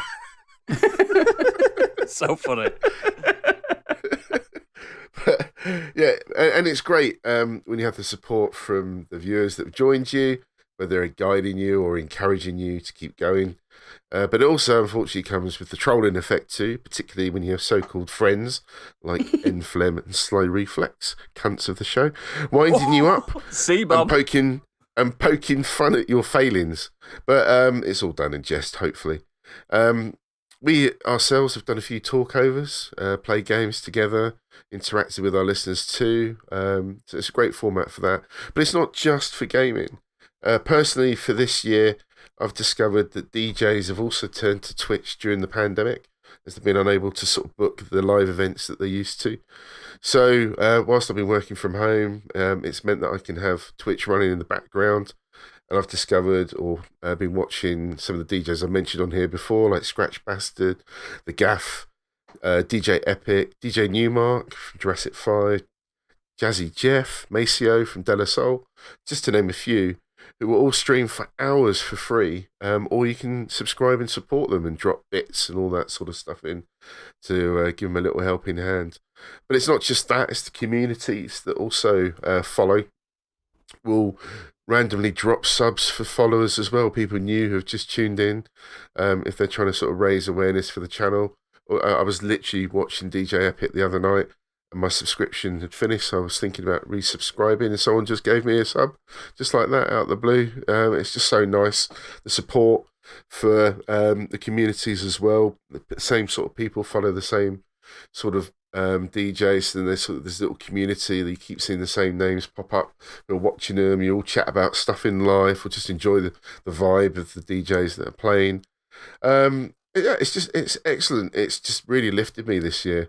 Having these DJs playing in the background, playing some incredible music. I've updated my playlists for my Spotify as well, discovering music I hadn't heard, or some mixes. It's just generally been great, and I think for what Twitch was originally created for, what it's evolved into now, and what it could do in the future, it's just fantastic. I love it. I think it's amazing. I think even if it's not Twitch that does it in the future, it's a good forefather for what will be the future. Yeah. Everyone's going to remember the ground level when, like, because there's been a few like Twitch clones that have just not hit like Twitch has. Yeah, like YouTube. No, like that Microsoft one, Mixer. Mixer, that's it. Yeah. That's Right, yeah. Oh, we've got that. We've got Ninja that. signed that Yeah, big we've got that deal for it, Ninja didn't he? guy, and yeah, he's back on Twitch, I believe. I bet. Yeah, well, the problem with Mixer is they didn't make it convenient for people to watch Mixer. Because there wasn't like an iPhone app for it. You had to watch it on your Xbox or sat at your computer or anything. I mean, the phone app for Twitch is fucking shit, but it does the job. I mean, it's been around for years, and they've It finally allows had you the to ability watch to Gadget in the subscribe to bath. people. Yeah, they have. It's good for watching Gadget in the bath. Yeah. What's up, But yeah, I mean, just someone like Scratch, who I mentioned before, the fact that he regularly does streams for like 4 or 5 hours, and yes, he does obviously get money from subs and stuff, but it's just enjoying. You can see the smile on his face when he's doing it for that long. Yeah. I don't think I've ever streamed for that long or done anything like that live for that amount of time, and it must be exhausting at times. You're standing up and you still think about what you're doing, but chatting with the community as well. But he just does it. He loves it, and it's just amazing to see. I tell you what, one thing, if you've never done it, is go down a rabbit hole on Twitch and just start randomly watching Twitch. It's just incredible, some of the weird stuff that we've discovered. M. Flem and myself. You get comedians on it drunk. and stuff as well, don't you? Like, Yeah, there's some weird stuff out there. It really is. and some Problem is, if you more seedy things as well. For if you do that, then your Yeah. algorithm sometimes goes, "Oh, you watch this," and then all of a sudden it's foot just fetish. it just puts it on your main page. I don't know about y'all guys, but mine's just foot fetishes from top to bottom. So could be more about me that. Ladies in hot tub. Yeah, ladies in hot tubs playing Skyrim. That's what I get. yeah. Even if Market research for you, Candy, isn't it? even if Twitch doesn't survive in 10 years' time, that bedrock that it's created, that's a legacy, mate, that you can't ignore. Yeah, and once you get your head around how it works, because it gets a bit fiddly at first. You got all these emotes, and you have to be either sub to use some, and you get notifications, and you don't quite know what you're doing with any new app. But once you get your head around it, it's great. I love it. Too many buttons to press, Biggie. I must say it's been Ha. it has been a lifesaver for me for the last couple of years, especially because it's not only is it a bit of company and background noise and everything, but if you just want to sort of hang out with mates whilst playing a game, you just switch on Twitch and, you know, people will comment, and it makes you feel a little bit less lonely sometimes. But I'm the same. I've discovered streamers that I really, really like and just watch regularly. It is good fun. And like you said, it may not be Twitch that continues, because I don't think it's particularly supportive of its users. No, it's pretty nasty to them, isn't it? Yeah, exactly. But that concept is a really good one, really strong concept. So I'll be excited to see where it goes. Yeah, just It's amazing to see the kind of careers that people can make off it, just doing whatever they do and happen to do it live. Like, there was that leak recently where like the earnings of like the top channels came out. And what were we earning? We didn't place, unfortunately. But like the top earning channel on Twitch is Critical Role, and they make just under $10 million a year just from Twitch revenue. That makes sense, That's though. not including their sponsorships and stuff like that. No, the second one is a young Canadian lad. He goes by XQC, and he made in 2020 $8.5 million just in like subs and bits and stuff like that. I need to start going on Twitch more. Right, we need to all get green screens. We need to get costumes. Yeah. Oh yeah, seriously. When I was watching, Fully into this for Scorched Sheep. Yeah. I don't know who these people are. I was watching Scratch one night and doing one of their hype train things, and one of his followers just chucked in like 20 subs. You know, people. Candy does it all fucking time. Cash to do it. Yeah, it's just amazing. I think that's just fantastic. You wouldn't get that on anything else, would you? You need to get on our channel when Candy's had a glass of wine. When she's had a wine, she just gives everyone Literally. a sub. It's like, I've already got one. Stop giving me another. I'm like a lonely 40-something at a strip club. Making it rain subs. Literally. Dance for me, watchers. But yeah, that's a very good, poignant discussion there on Twitch. Thank you very much, Biggie. Right then, so we'll move on to me because I fancy it. I want to talk about something very obvious. What I would talk about. I want to talk about mobile phones. Because it's the only thing. It was in my honourable mentions, the advancement of mobile Sorry. phones. It's the only thing I know. It's the only thing I You're can trying the to sell us streams some are crossing contracts here. here, innit? Yeah, It's the only it's personal, We professional actually lives. don't know if you're a good seller either. Mate, We've got I'm feedback on that. fucking top tier. Right, well, my contract runs out on the 13th of December, Sort you so out, pal. go on, let's go. Come on. But yeah, I've always loved phones. Like, obviously, if people don't know me, I sell them for a living as well. Massive fascination with them. I just think they're incredible. And let's say 20 years ago, I don't think they were good. I think they were shit. But we all started getting one, didn't we? We all liked Snake. You know what I mean? We all liked as Nokias and as Motorola Razors and stuff like that. Ringtone editor. Oh, yeah. Yeah, making a couple of quid from your mates for making the Simpsons ringtone for each other. Crazy Frog. Having the Halloween theme on your ringtone. Polyphonic ringtones. But the last 10 years, some of the greatest handsets, in my opinion, have come out. And this is very personal because everyone's very, I like this, I like that. Now, I'm quite phone agnostic. I like all. I like your Androids, I like your Apples. There's not anything else to choose from anymore, unfortunately. There used to be a bit more of a choice. But yeah, I like iOS, I like Apple. And what I've got here are my three notable phones that really meant a lot to me in the last 10 years because I go through phones like people go through underpants. I mean, I'm in the industry. I can get a phone quite easily and quite cheap. Big fan of burner phones, aren't you? Oh, yeah. Straight up the prison wallet.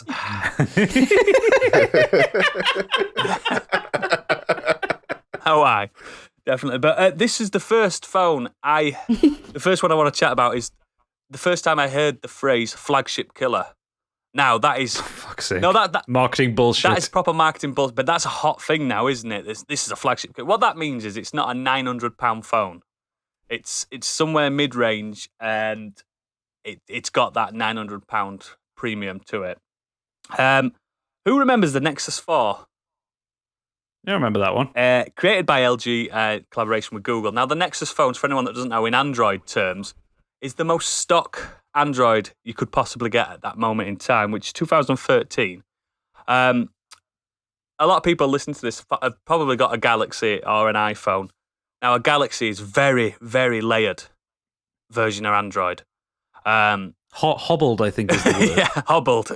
So with fucking vaporware and bullshit. The actual Android platform is very, very wafer thin. It basically relies on its apps. It can't do much without the apps. So the Nexus line of phones, starting from the original Nexus, was Google's way, before the Pixel existed, which exists now, which is created by Google.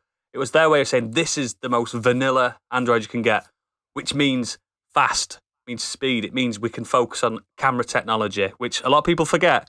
Phones are also cameras because people have just got used to the fact now that they've got. But the camera phones, the Nexus 4 for me was one of the most beautiful phones I'd ever seen in my life. It had this beautiful rear to it. Now, if you have a quick Google search of what that looked like, nothing. Doing it. Nothing. I'm doing this while you mention these phones. Yeah, nothing spectacular to nowadays. But then it was just. I'm just looking at porn. But you The cock sparkly away. one. Yeah, the sparkly one. Yeah, same on Biggie's porn. And the fact that it was LG that made it, and they were in the prime then. I mean, LG, rest in peace, LG. They don't make phones anymore, but No, retired. they're retired. It's all about the TVs. And this Top phone, TVs. launched at £300 and then quickly went to £200. And this had some of the. It had a 720p screen. This is 2013, by the way. It had a Snapdragon S4 Pro chipset and 8 megapixel 1080p camera, which is fucking mega for that price. That's mega for that price now. I mean, obviously the Snapdragon needs to be a lot better, but yeah, it just had everything that it needed to be, and it was fucking gorgeous. And it was the first phone I'd ever seen wireless charging. That blew my mind. Wireless charging. Oh yeah. Oh yes. Oh yes, it did. But it wasn't a big marketing selling point. But yeah, I just found the phone fascinating. I had it for a year, which is long for me. It's a long time.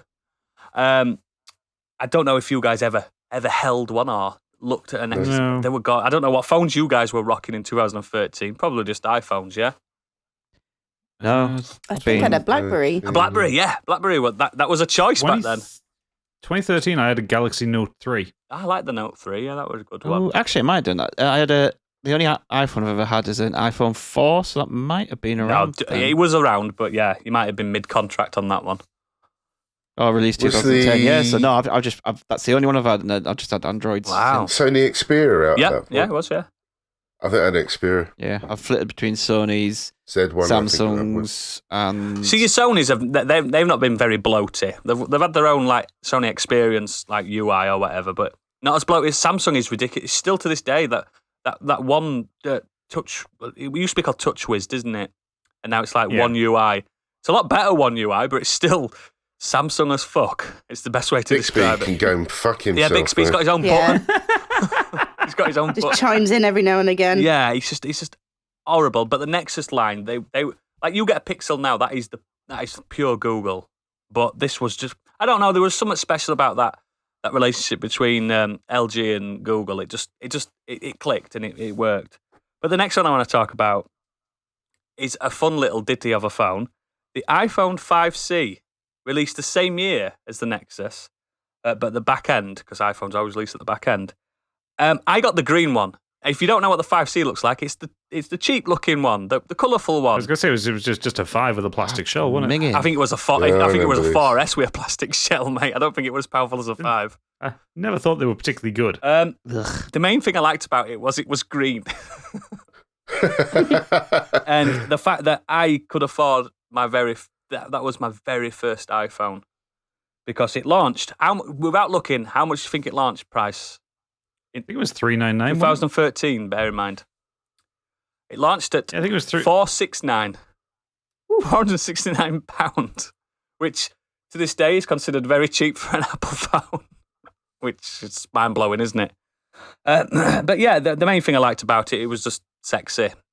But it was Was it like a no frills sort of iPhone to the point where it was? it was why like it an was iPod so cheap. Touch. Yeah, Yeah, it was yeah. like the last gen's iPhone repackaged. Yeah, basically, I think it was a 4S innards. But it was nice. It was small, and I don't like huge monoliths when it comes to phones. But yeah, I like that one. And the last one I want to talk about is the phone that meant the world to me. The phone that I had the longest. I had this phone for 3 years. This is a big one. And this is the one that hurts the most because they don't make phones anymore. The company doesn't exist anymore. The HTC One. Oh, that was a very good. Well, the One or the One M8? The M8 I'm talking about, which is the second HTC One, isn't it? Yeah. The The One M8 was fantastic. That was the metal back one, Yes, wasn't it? it was metal. HTC was my first like proper smartphone. and everyone was getting iPhones. I was like, no, like the HTC, it's faster, it's got a better camera on it, it's the same size as an iPhone's, like it's cheaper. Like, why would you go for an iPhone when you can have this? Yeah. Then I went for an iPhone after. This got me away from the Apple ecosystem for many years. After the 5C, 500 quid blower, that one, which is not a lot for the specs it yielded. It was so fantastic. Like Gadget, you'll remember it, don't you? Yeah, I remember it. Yeah, very really popular. You saw it quite often in a nightclub because it had a fantastic camera on the back. A good camera. I remember it had stereo speakers on the front of it for when you were jamming the music. So yeah, when you were at a barbecue or something, you could put your HTC One on as a speaker. It was fantastic. Now HTC aren't here anymore. Unfortunately, they've retired. I thought they made some of the sexiest phones going. I know it sounds weird to say technology is sexy and stuff like that, but people forget that the first thing you see when you see a product is how it looks. And I just think everything about it was so good. The unibody metal, the metal body and everything. The HTC Experience, I think it was called, the platform that they ran over top of Android. It wasn't that bloated. It had the annoying news feed that now Apple have taken for their newsstand and stuff like that. They stole that completely. But I didn't need news then. I still don't need news now. But it was there, and I don't know. And it was really good for emulation as well. If you're into that kind of thing, it was so powerful. And yeah, and I just want to know about, before we move on, I want to know your guys' favourite phone from your life. Don't say the one you've got now. No, I was just looking at what my HTC was. I had the Hero. What a name! I remember the Hero. Yeah, the Hero with the big little clock on the front. I had that little like kind of tilt at the bottom and the little ball. Ergonomic ball. Yeah, the Hero was. The Desire was good as well.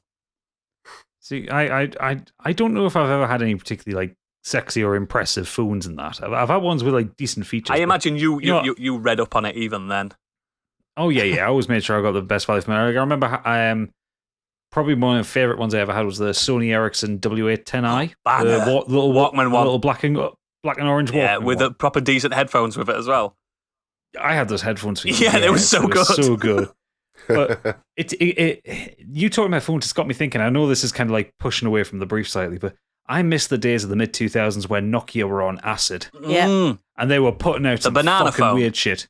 No, yeah, the N-Gauge. Yeah. I've got the N-Gauge right here, and it's just like... I had one that you turned, like, you could open it up, and then you twisted the camera so it looked like you holding like a little proper video camera. I remember that one as well. Yeah, Nokia really were on acid for a while. Do you remember when like Nokia tried to get the ladies and they had like that lipstick shaped for them and stuff like that? I had one. Yeah. Completely impressive. It didn't have a good. What was it? It was like a spinning dial or something it had like that. The one and the three on the side and the two in the middle. Two like, it was so weird. You couldn't type on the bastard. Should have had a vibrating feature. You couldn't read anything on it because the screen was reflective, so it could be your mirror for your handbag. God, yeah. I hate when they Finnish market weirdos. technology to like a certain sex and stuff like that. It winds me up. I'm just more upset that it worked on me. Yeah, it did. Mate, the N-Gauge worked on me. I was like, oh my God, I get to play Tomb Raider on this little thing.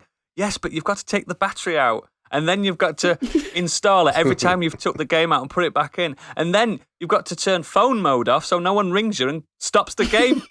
Oh, God, it was so horrible, that N-Gauge. And then they redesigned the N-Gauge so that you could put the cartridge in from the outside, but then they gave it spongy buttons which didn't respond to any presses. Oh, God. I tell you what, the PlayStation phone was good, that Sony one they did. Remember that one? Yeah, but they never put any fucking games out for it. They didn't. That was really good. But any more phone memories? I think I'm going to have to go for a 3310. I remember going to Download Festival. You really like that? Yeah, well, I'll tell you what. Do anything I went to from the last 10 years. Yeah. Oh, yeah, fuck. Well, I'm going to go for mine anyway. 3310. She had it in the last 10 years still. Yeah, exactly. You don't know. Went to a festival on a Thursday, came back on a Monday, and it was still charged. Not one charge, perfect.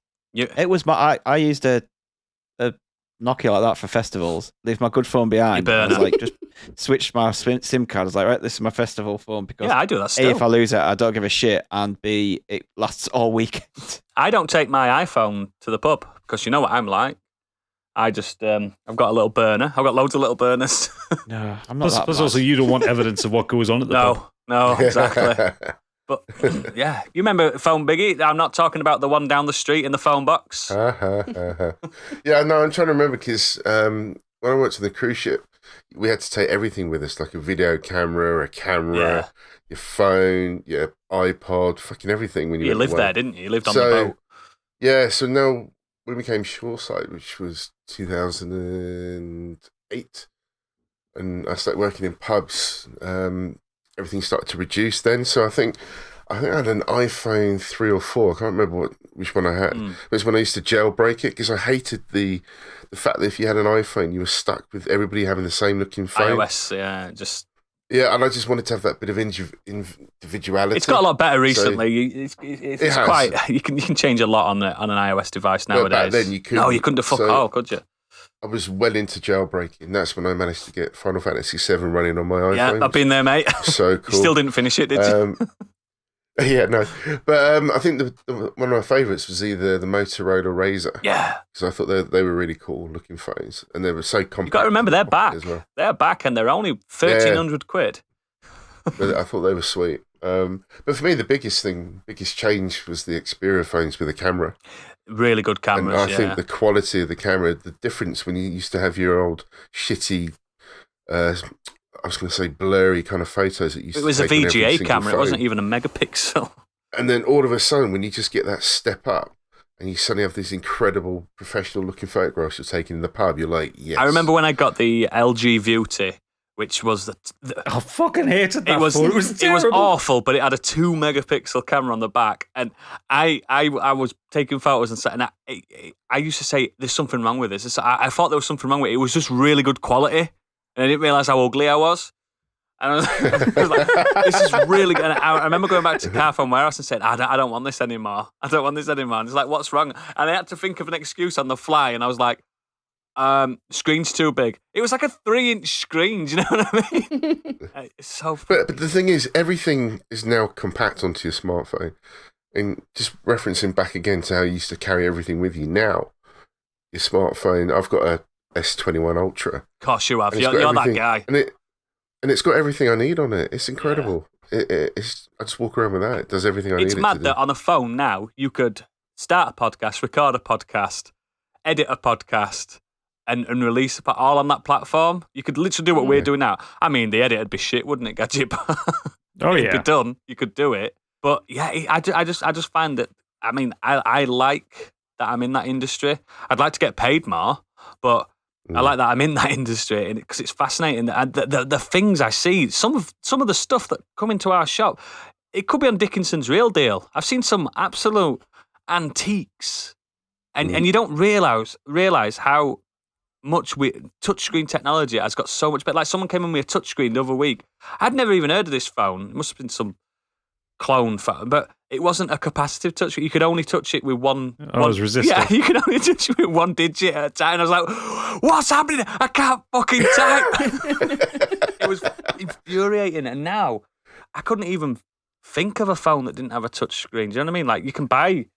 I remember when BlackBerry were in bed with Android for a while, weren't they? And you could have the big full QWERTY keyboard and a nice touchscreen. Like, why would you use the keyboard nowadays? I think the biggest bugbear I have with modern day phones is just the battery, because they're designed to do everything you want them to do, but the battery can't do everything. You expect a lot out of them, don't you? Yeah. Well, it's every time they put a bigger battery in or a better battery in, they put more features in. Yes. That's bring back the Nexus phones where it was bare. I've just found the ultimate terrible phone from the early 2000s, and I'm actually going to share my screen so you can all remember this one.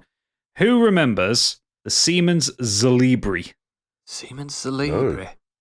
Oh shit! Shaped like a woman's compact. Yeah, like foundation. With a mirror in the middle of it. This is when Candy says, "I had that as well." Yeah, no, I did not have that. Well, hang on, that's the one that Candy had, wasn't it? The Nokia 7280. That is fucking horrendous. Some of them, yeah. But yeah, look at that. It's like a shit lightsaber.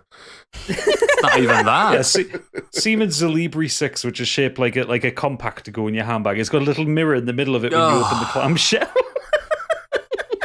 They didn't think of ergonomics, did they? One of my customers had one of those fold-up ones the other day. The you know, that you can actually. Samsung it's the Flip. weirdest thing. Yeah, I didn't want to touch it. Yeah. She's like, you can literally fold it whenever you want. I'm like, I'm not touching it. I want a folding phone, but I want to give it a few generations, like a few years when before they first released that before phone. they get a bit thin. Mate, So they get a bit thinner. There was that video where that man went to Straight away. beach with his and it just became a sand castle, his phone. It was just covered in sand. It's like, you can't get sand out of the fold at all. Yeah, I want to give it a bit of time before they kind of It will nail be. it. It will be the second it's going to hit, and I hate to say it, and I'm very phone agnostic. The second Apple do a folding phone, that's when it'll hit. That's when everyone will start doing it because Apple do a folding phone, and then all the Apple fanboys would be like, "Oh, look at this! It's We've had amazing! this It's for 10 inventive." years. And then Samsung would be like, "What? it happens all the It's time. like Though, mate. 4 years It now." happens all the time when they got wireless charging. It's like they had it on the Yeah. Nexus 4 in 2013. Oh, when they got widgets, it's like, "Oh, you can put widgets on your iPhone now." It's like, "Oh, wow! Get I could do that 10 years ago." Yeah, my last bit of advice is don't get an iPhone 12 mini. It's too small. That's why one of the reasons I kind of went off Apple anyway. I really don't like not being able to have my own. I just don't like the standard. Some people don't. Yeah, I get it. It's just I boring. usually swap and change, but Yeah. I couldn't. Like my phone's got I've got like a thing on it. What's it called? What phone have you got? Galaxy S10 Plus something. It's a big boy comes with It's a old little, now, that pal. Come on. comes with a thingy, a stylus and everything. Stylus. I love the stylus. It's good for Yeah, I've got one. Yeah, for they are really quick, good styluses on them. Photoshops. Well, I'm keeping it because there's nothing out that I want. The only thing that seems to upgrade these days is that I'm bothered about is the camera, Yeah. and this has a quality camera on anyway. Yeah, it does. so It is still a great phone. I'd rather just pay £10 a month for an unlimited contract and keep this phone for the time being. Oh, you're breaking my heart. Nova Launcher I've got on mine, so I've got Nova Launcher on, which means I can kind of Edit change about, the- yeah. I can change the grid styles, how many icons I have. I can then install different looking icons. Packs, yeah. So mine's got like kind of these neon. It's a bit like our color scheme. Yeah. That kind of thing. Like my icons are kind of based on that and stuff. So yeah, I just enjoy being able to edit and play around with it, but Yeah, I was the without same. having to jailbreak it. Yeah. Turning it into a Like- banana phone. Yes, because As you soon can as you got an just do that. update, it was like, fuck, I've got to jailbreak it again. Yeah. Yeah, I just couldn't do this technology segment without just honouring the thing that you're probably listening to this podcast on. People forget how important they are to our lives. The world is drastically smaller nowadays due to us phones. And we got through, well, we're not through it yet, but we lockdowns and stuff like that. I don't think a lot of us could have got through it without us phones. They're a massive, especially, as I said, in the last 10 years, it's just so much easier to do absolutely everything. And God love them, you know what I mean? They're incredible bits of kit. But They haven't made me any smarter, though. no, they make you dumber, unfortunately. But let's move on to Candy. I want to know what this is. Well, I'm going to go with 3D printers. And now, so 3D printing on an industrial level has surprisingly been around since the 80s, but it's only been available for affordable like home and hobby use since about 2010. And it's really exploded in the last 5 years. So I'm talking slightly more specifically about at-home 3D printing. Yeah, the little and plastic also, ones and stuff. Yeah, and the range of things that you actually, like the materials that you can 3D print with now as well. So in 2009, the first commercially available 3D printer was offered for sale. And within the next couple of years, hundreds of 3D printing companies released their own versions, bringing the average price of reliable 3D printers down to under $1,000. So I have to admit, watching things being 3D printed is one of my guilty pleasures. incredible. Whenever I need to wind down, or if my head's in just all over the place, watch something on YouTube being 3D I watched one printed. other day. Oh, I was about to blurt out what it was, but it was a dildo. I watched it 3D printed, and it had like Why am I not it was surprised? like because I didn't know you could do like resins and stuff like that rather than plastic, and I was like, whoa! And then he picked it up, plonked it on his hand, and went, look at the wobble on this. I was like, wow, the future. So you've probably done the same as me, just absolutely fallen down a 3D Oh, I've printing done it, rabbit hole. loads of times. It's incredible to watch. It's so interesting. And so from watching these videos, it sort of led me on to 3D printing artists and cosplayers. In particular, there's one lady called Lightning Cosplay. She's a creator from Germany. She predominantly uses 3D printing to create props and costumes and stuff. And if you get a chance to look at her YouTube channel, you'll find she's made among many, many things, but my favorite, she's created this fully functional mantis blade from Cyberpunk. So she's made the kind of comes out her arm. silicon arm. Yeah, and it actually like fully flicks out and everything. It's absolutely immense. And she's made a Tesla rifle from Fallout as well with fully moving parts. The only thing it doesn't do is actually shoot people. It's just the most amazing thing. I have seen horror stories of plastic bullets. I think you can... Which is extremely illegal.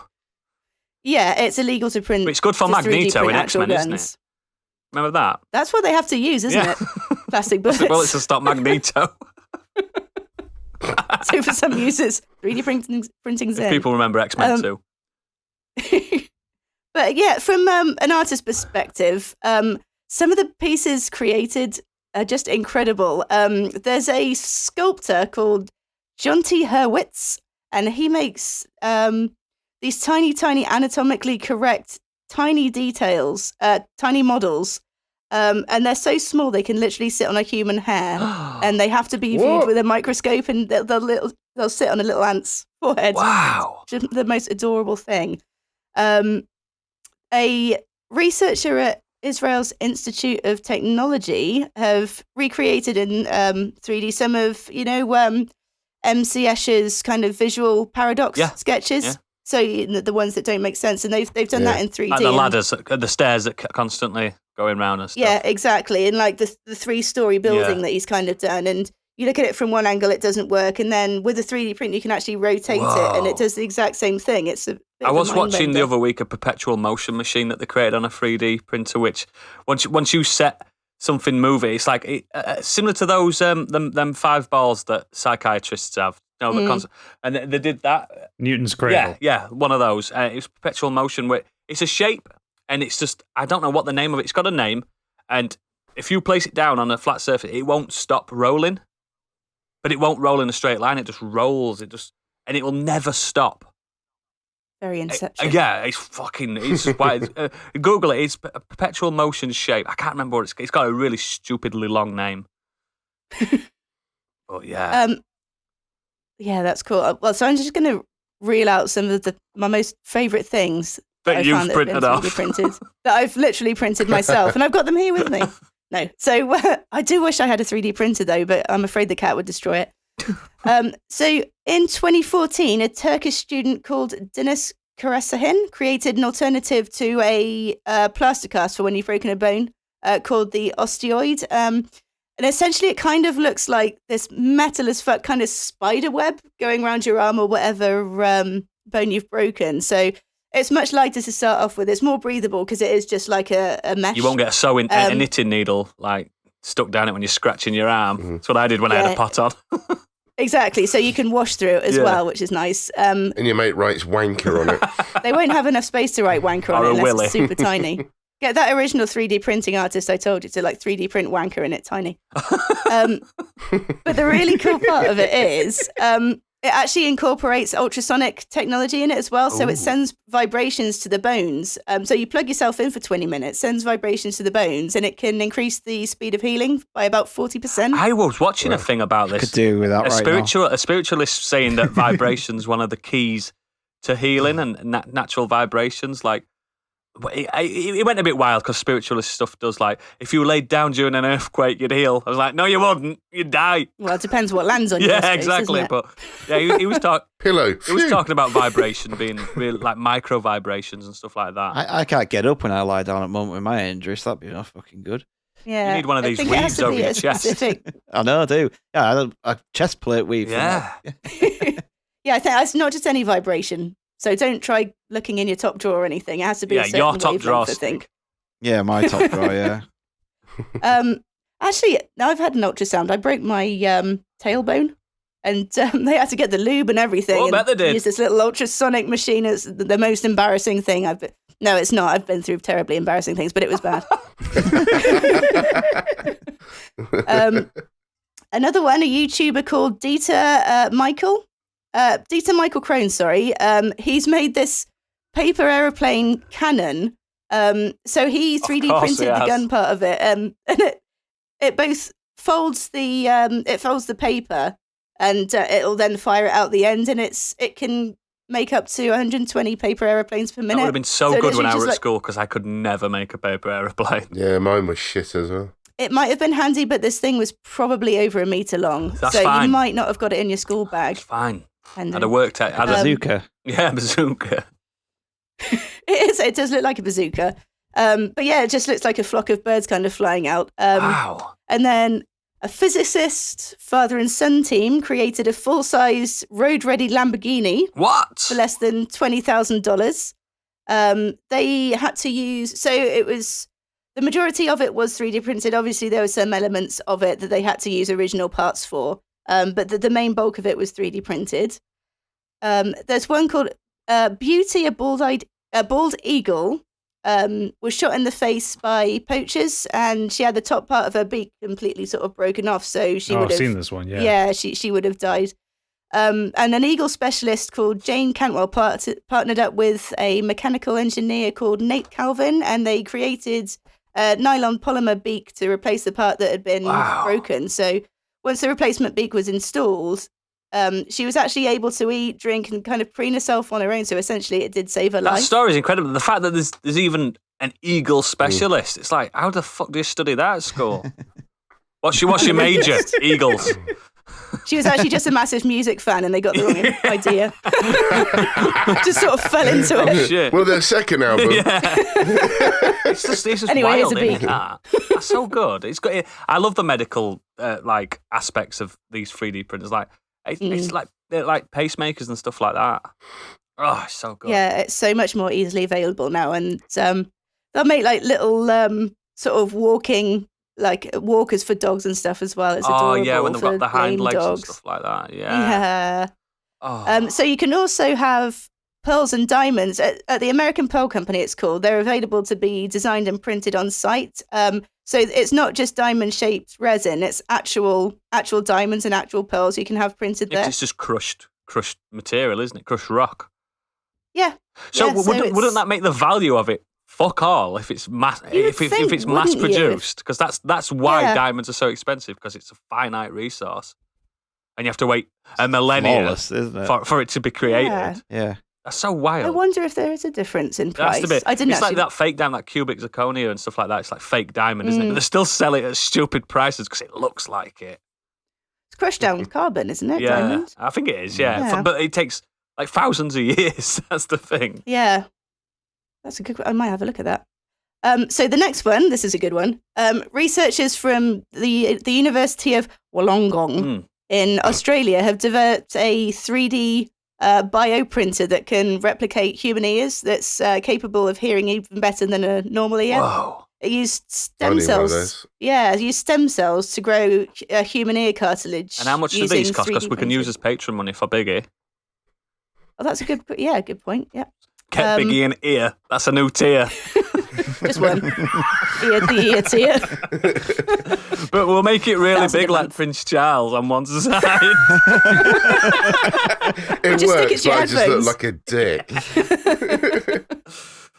Please send fan out of that, listeners. And then we got my personal favourite. So NASA have funded a startup company called BHEX to create 3D printable pizza. I'm into that. I'm massively into that. Yeah, give me that. What? Yeah, sign me up, right? Yeah. So the purpose of the invention, obviously, is to create a way for astronauts to produce food on longer missions, such as potential missions to Mars, I think, is the end goal. And the printer can create specific flavours, toppings, and shapes, and In because delivery, we won't go No, that they far. won't. they'll be out of business. Yeah, they will. Getting to the point of replicators here. Imagine that, though. We've just got past the asteroid belt now. Is McCall's printed? Gagging for that. By the time they get to Mars, they're just all like absolutely huge. Yeah, they're just all they've been fat. eating is pizza for the last It's how many like years. on Wall-E, Spots. where they're all just on them floating things. It's like, yeah, we can grow potatoes on Mars. Yeah, what's the point? We don't need to. We've got fucking calzones that we can print. We can have chips as well now. Oh, wow, I'm into it. Massively into it. So, because we don't actually have any planned missions to Mars till the 30s, it's probably going to end up in theme parks and stuff before that. It's So still fucking cool, though, isn't it? it's super cool. I wonder if it tastes any. Like, I don't actually understand how it's being 3D printed. They 'cause I don't usually know. use like plant fibers, don't they, to create I think that must be the tofu and case. stuff. Do you know that stuff that they make the fake meats and food with? Yeah. It's fascinating, but obviously the people with the really strong palates can tell a difference. But I doubt I would when I'm fucked off my head. Do you know what I mean? Or if you've been in space for 10 years. Oh well, yeah. I'm already I tall. can't remember what it tastes like. 3D print me a kebab. Absolutely. Imagine that. Imagine. Oh, that's so good. Get shit-faced in space and then go round to the next module for a kebab. God. Speaking of which, 3D printing, our own DM sorted something out for us as well, didn't did. he? Is that Yeah. what that was? That 3D printed? Those little. Yeah, so goofers? the characters are created for Scorched Sheep That's so as a cool. gift for you all when we met up. They were created with color 3D printing, which is relatively new at a consumer level. And so most of the time, like there's loads of places like Hero Forge and that where you've been able to like design your characters and have them as like 3D printed. Yeah. This is one of the first ones that does it in color. And rather than painting them, it's 3D plastic The injection. one you've done for Which is mine, really the one you've done cool. for mine is so fucking cute. I love it. It's excellent. So good. I have some coloured If- 3D printed stuff. Yeah, but it's still relatively new and not that common, which is why it costs a bit more. If you look at the Scorched Sheep Twitter, you'll see pictures of what they look So like. cute. Yeah. I love them. Look, So I got all 4 characters created. I've shown That you was a pic- actually the inspiration for my idea this evening as well. So thank you for that. Because you were looking around the room going, technology, Yeah, technology, fuck. technology. Yeah, Ah! half hour ago. This is one of my favourite little Oh, the- 3D print yeah. models. Oh, look Oh, your at Hornet. it. The Yeah. Hornet. Yeah, and then also I got the goose. A goose from Untitled Goose. Yeah. Game. This is all like What's shit he I got in bought his when I was- I'm mouth? It's a little wrench because it's got, Oh, it's he's got nicked a that. little. They've put a magnet underneath so you can attach stuff for him to steal. That's So cool. he's stolen a little Allen key. This one here, this is special. This is a wheelie bin that Cowgirls Moo sent me for my birthday. Oh, and that's 3D Because printed. because I made a joke about saying I could do one of those little bins for my desk, and this turned up randomly, and it had a little bottle of whiskey inside it. Oh, what Oh, darling. I use it, to put shit in Bogies. on my desk. No, that's little dime bars. Oh, But yeah, Tissues. I use it all the time on my desk. Like just fill it full of crap and then oh, empty it it's in the so bin. cute. Actually, coincidentally, on topic with yours, Oodles, is one of my friends made me, because I use my phone for taking photos of the tattoos that I do, so Yeah. it really has to be a good camera. But what I used before, I've got a S21 Ultra as well, so I've got all the, Look at your steampunk regular- case that you've got. It's like you're in the Matrix. yeah, boy, I'm ready.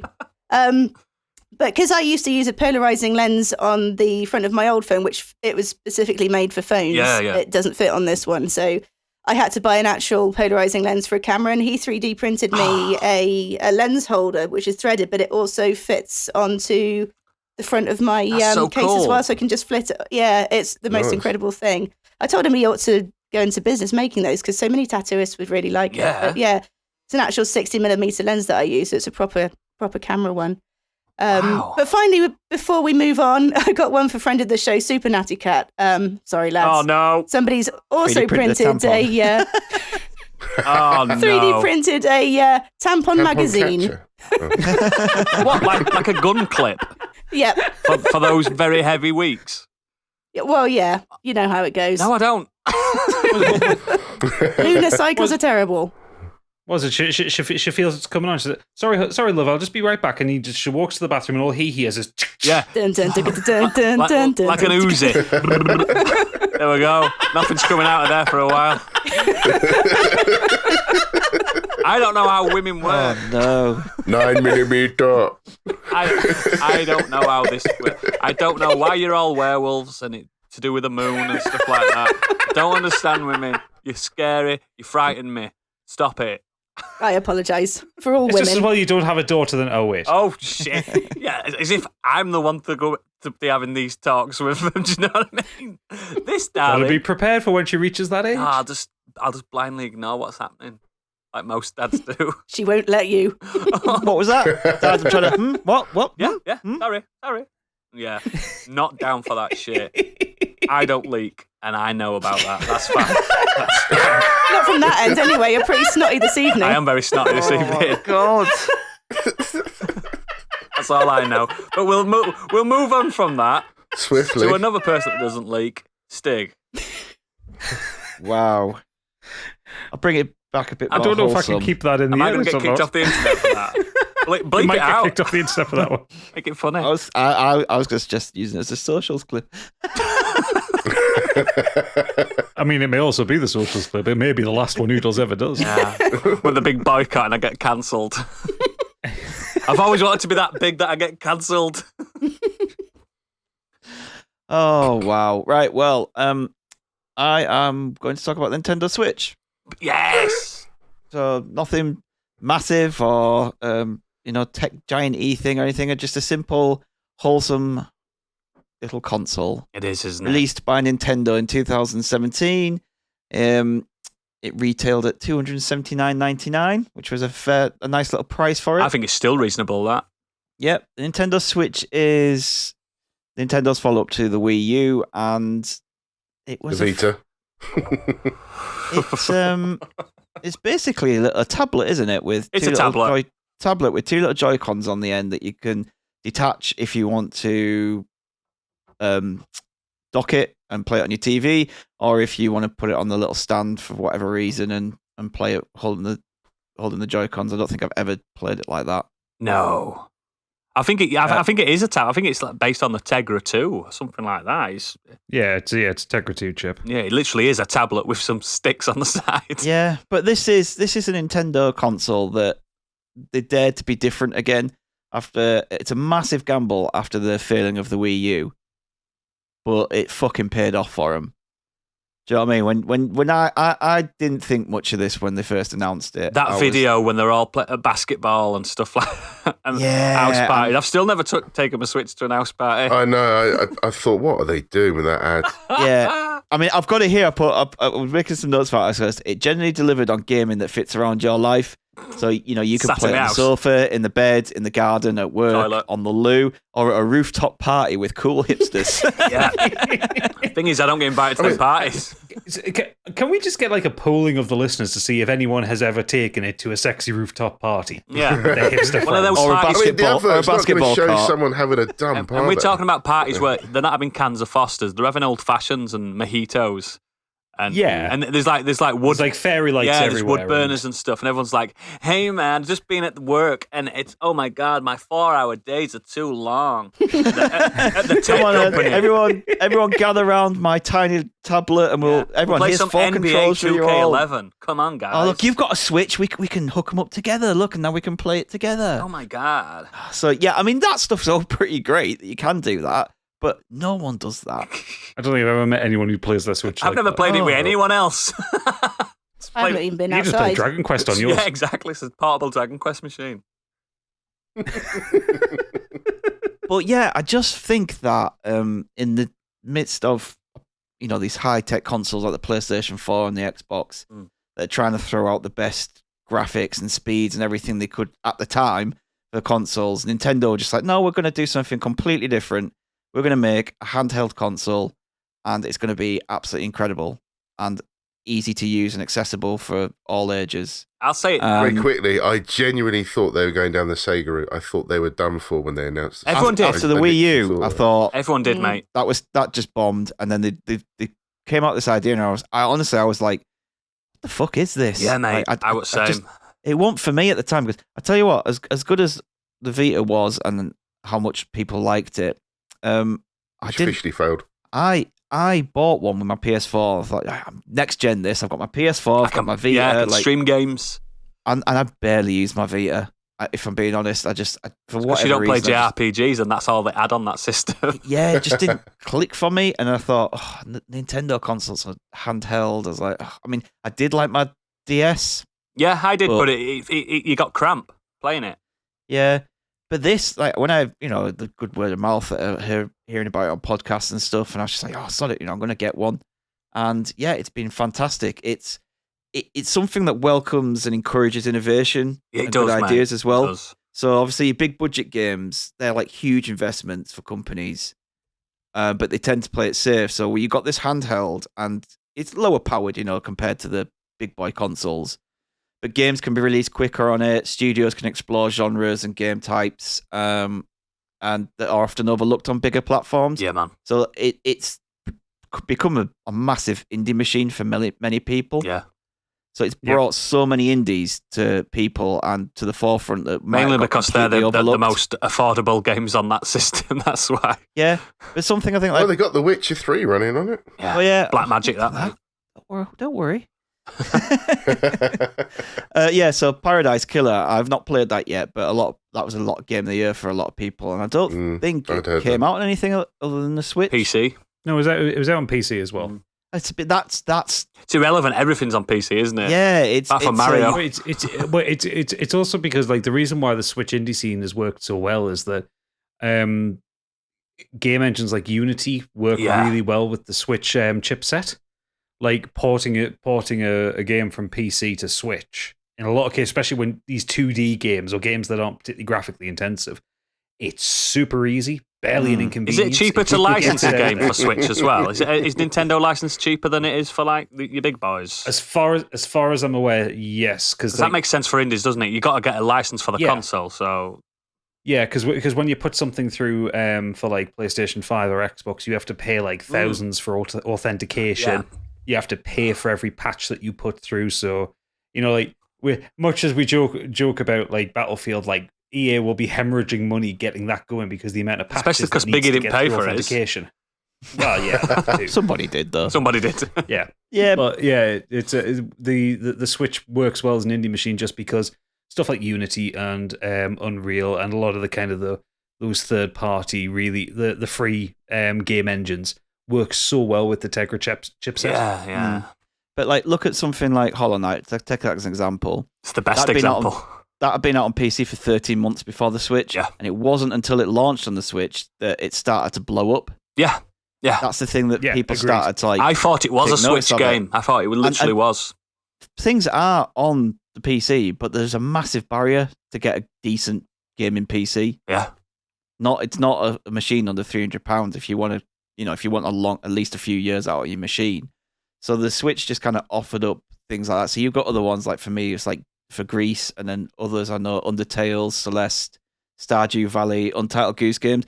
I mean, these are on other machines, but they didn't get the same traction. No, they didn't. As they did on the Switch. I'd argue that they definitely didn't. And also, obviously, you get Nintendo games.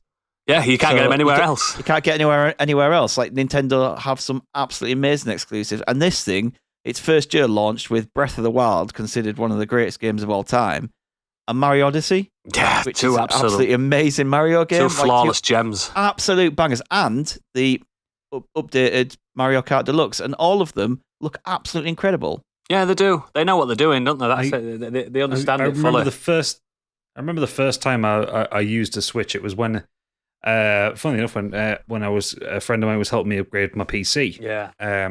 And he was like the day after the Switch had come out, and he'd been at the midnight launch, and he brought it with him. And I remember he took it out of his bag, and I thought, "Fuck me, that's small," because I had a Wii U at the time as well, and like I knew how big the gamepad was, and I expected it to be around that size. And he brought it, and like I'm playing Breath of the Wild, and it's one of those things I'm playing it in handheld, watching look how good it is, and then just kind of like turning the Switch around, and going, it can't be right. This isn't real. Because at that point, like. The Vita had really good graphics, and some games on the iPad had really good graphics, but there was nothing like that in a handheld form. And then he brought the dock with him. He set it up on me TV, and he just like literally just dropped it in. Then pop, it was up on the screen. It was just like, oh shit, this is really good. It's pretty instant, isn't it? As well. Yeah, the quick just zoom. Check, you can get Crash Team Racing on there as well. Yeah, you can do, but no one bought that. Not like the millions of copies of Mario Kart Deluxe that everyone bought. But the Switch has sold, I think it's something like 98 million units. It's incredible, like what the units that they've shifted on this. And it became quite a big commodity, didn't it, for many people the last couple of years with lockdown and people looking for a bit of escapism. Animal Crossing, especially. The Switch was just perfect for that. Yeah, and stuff like Animal Crossing was perfect for it. It's not my cup of tea, but I know that people just, delve straight into that. You could literally go on holiday on it, which people couldn't do. Yeah, but you could. The good thing about it is that you don't have to be sat at your sofa on watching the TV. Yeah. You can just take this wherever you want to go, and if you Especially on the Lite as well, because I had that for a long time before I got the big one. And Yeah. that was ergonomically, it's one of the best handhelds you can get. It just made me think that the sales must have gone up for the Switch as well, because people are struggling to get hold of a PS5 or a Series X. And I guess if people are really fed up and haven't got one, they could probably just, go for a Switch. I mean, they've just launched obviously the new OLED version, which is a bit of a prettier screen and a few minor tweaks, but nothing major. Not worth getting a new one if you've already got one, in my opinion.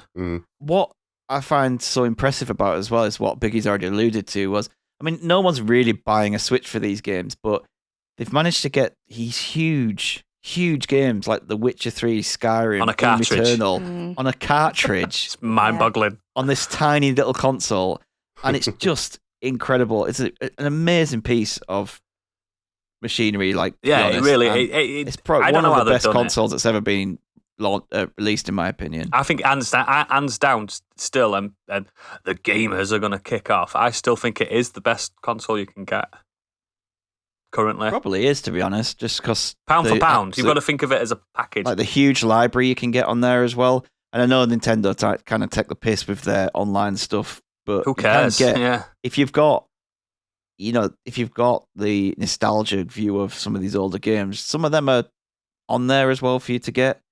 There are issues with it. We all know that. We all know there's no Bluetooth connectivity. It doesn't have for- Netflix. There's no you No, can't. there is Bluetooth connectivity. Recently. Now, it's just Yeah, shit. recently. Yeah, but like it didn't launch with it. It's at that and it point, is bad. it should have just launched with the ability to connect Yeah. Bluetooth headphones to it. Yeah. The online Nintendo just non-existent. horrendous at. It's non-existent. It's awful. But as a machine itself, outside of Nintendo's online failings, machine is absolutely incredible. And yeah, it's so many games that I've played on that I don't think I would have bothered with if I didn't have the Switch and the ability to take it into the rec room and at the office and just sit there and play it on my lunch hour. Like that's You took what I it did to with Hollow. work. Yeah. I've never done that. Like one of my other jobs, I just go and sit in the little kind of canteen lunch, like sitting area. I just sit and play Hollow Knight for like half an And hour. they called you Nintendo Stew. No, I don't give a fuck. Oh, no, you I don't. enjoy doing it. Yeah, what I tend to do at work, read or play my Switch. But yeah, I've played it on the train, taken it on a plane, played it in the backseat of a car. Like, can't do that with all the other consoles. Can't play it. Planes, trains, and automobiles. Indeed, yeah. Yeah, it's a magic bit of kit, and yeah, it definitely needs. I think it's the most original in a long, long time. Just and it's such a simple thing, isn't it? It's The thing is, they've been doing the same thing all their life. You remember the Game & Watch stuff? It's literally an evolution of that, which is what they brought out in the 80s in some way. they're a toy company. It's They're going to incredible. keep bringing Yeah, out it's these incredible. toys. It's incredible. I mean, you can't fault them for intervention. You know, like the No, Wii. not at all. The Wii was something completely brand new, and it took the world by storm, really, because it was just new and different. Yeah, Yeah. But yeah, obviously, massive feelings with the Wii U. They launched this new thing that was a tablet, and like Gadget already said, the Wii U had that tablet, and it was a bit like, oh no, they're doing it again. But they knew what they were doing this time. Pay it off. What do you think they'll do next? No fucking idea, because It's wild, the Switch innit? is so fucking good. Yeah, The only thing I can suggest is just an upgraded, better graphics. yeah. It's all I can think. Yeah, I think this will be the first time they do a Switch, like a console 2. Yeah, I agree. Yeah, I I think it's agree. just going to be a Switch too. Right? Like you've had your PS2s, PS3s. If they were it's just clever, gonna I be think that's what they should definitely a do. new generation, better graphics. better eventually we'll Joy-Cons. We'll just phase out. Yeah, we'll just phase out. They've inspired Switch. Steam as well and Valve, haven't they, to do their own at the end Oh, of the day. the Steam Deck. Yeah, Yeah, which absolutely won't hit as hard as this. Nothing will. I think that was proper. well, no, cost wise as well. Yeah, Mm. yeah. Yeah. Yeah, but catering to a different audience as well. Yes, They are, but it's just the same kind of thing, though, isn't it? It's that mobility of. but having you those can games play your Steam library, and if you're clever with it, you could probably get Game Pass running on it, so you can play those really high graphical games on the Steam Deck. Yeah. Surely Nintendo are looking at like their next. Mm. The next. I think they've got. I evolution think they've of the got their Switch. next 50 years planned, mate. I think they're a very clever bunch of people. I can't see them going back to just under the telly console. Nope. No, I I don't. can't Doesn't see make it, any mate. sense. So yeah, And it's proven they didn't need to. yeah. The Switch, absolutely amazing bit of kit. Excellent. Good pick, mate. And I want to know, inside that bulging sack that we've got, what everyone else picked. I want to know what the listeners have been mulling about in the minds. Well, we're going to start off with Adam Golightly. He's a big nerd. He's massive nerd. He says, loads spring to mind right away. Xbox, Alexa, Nest heating and Hue lighting, AirPods, Mac Mini, DJI Mini 2. Could He's go got on them all in hours. his house. But to pick a favourite, I'd probably go for the iPhone 6. Obviously, it wasn't just a phone, and I've picked it for everything you could do. Hang on. Obviously, it wasn't just a phone, and I've picked it for everything you could do now with it.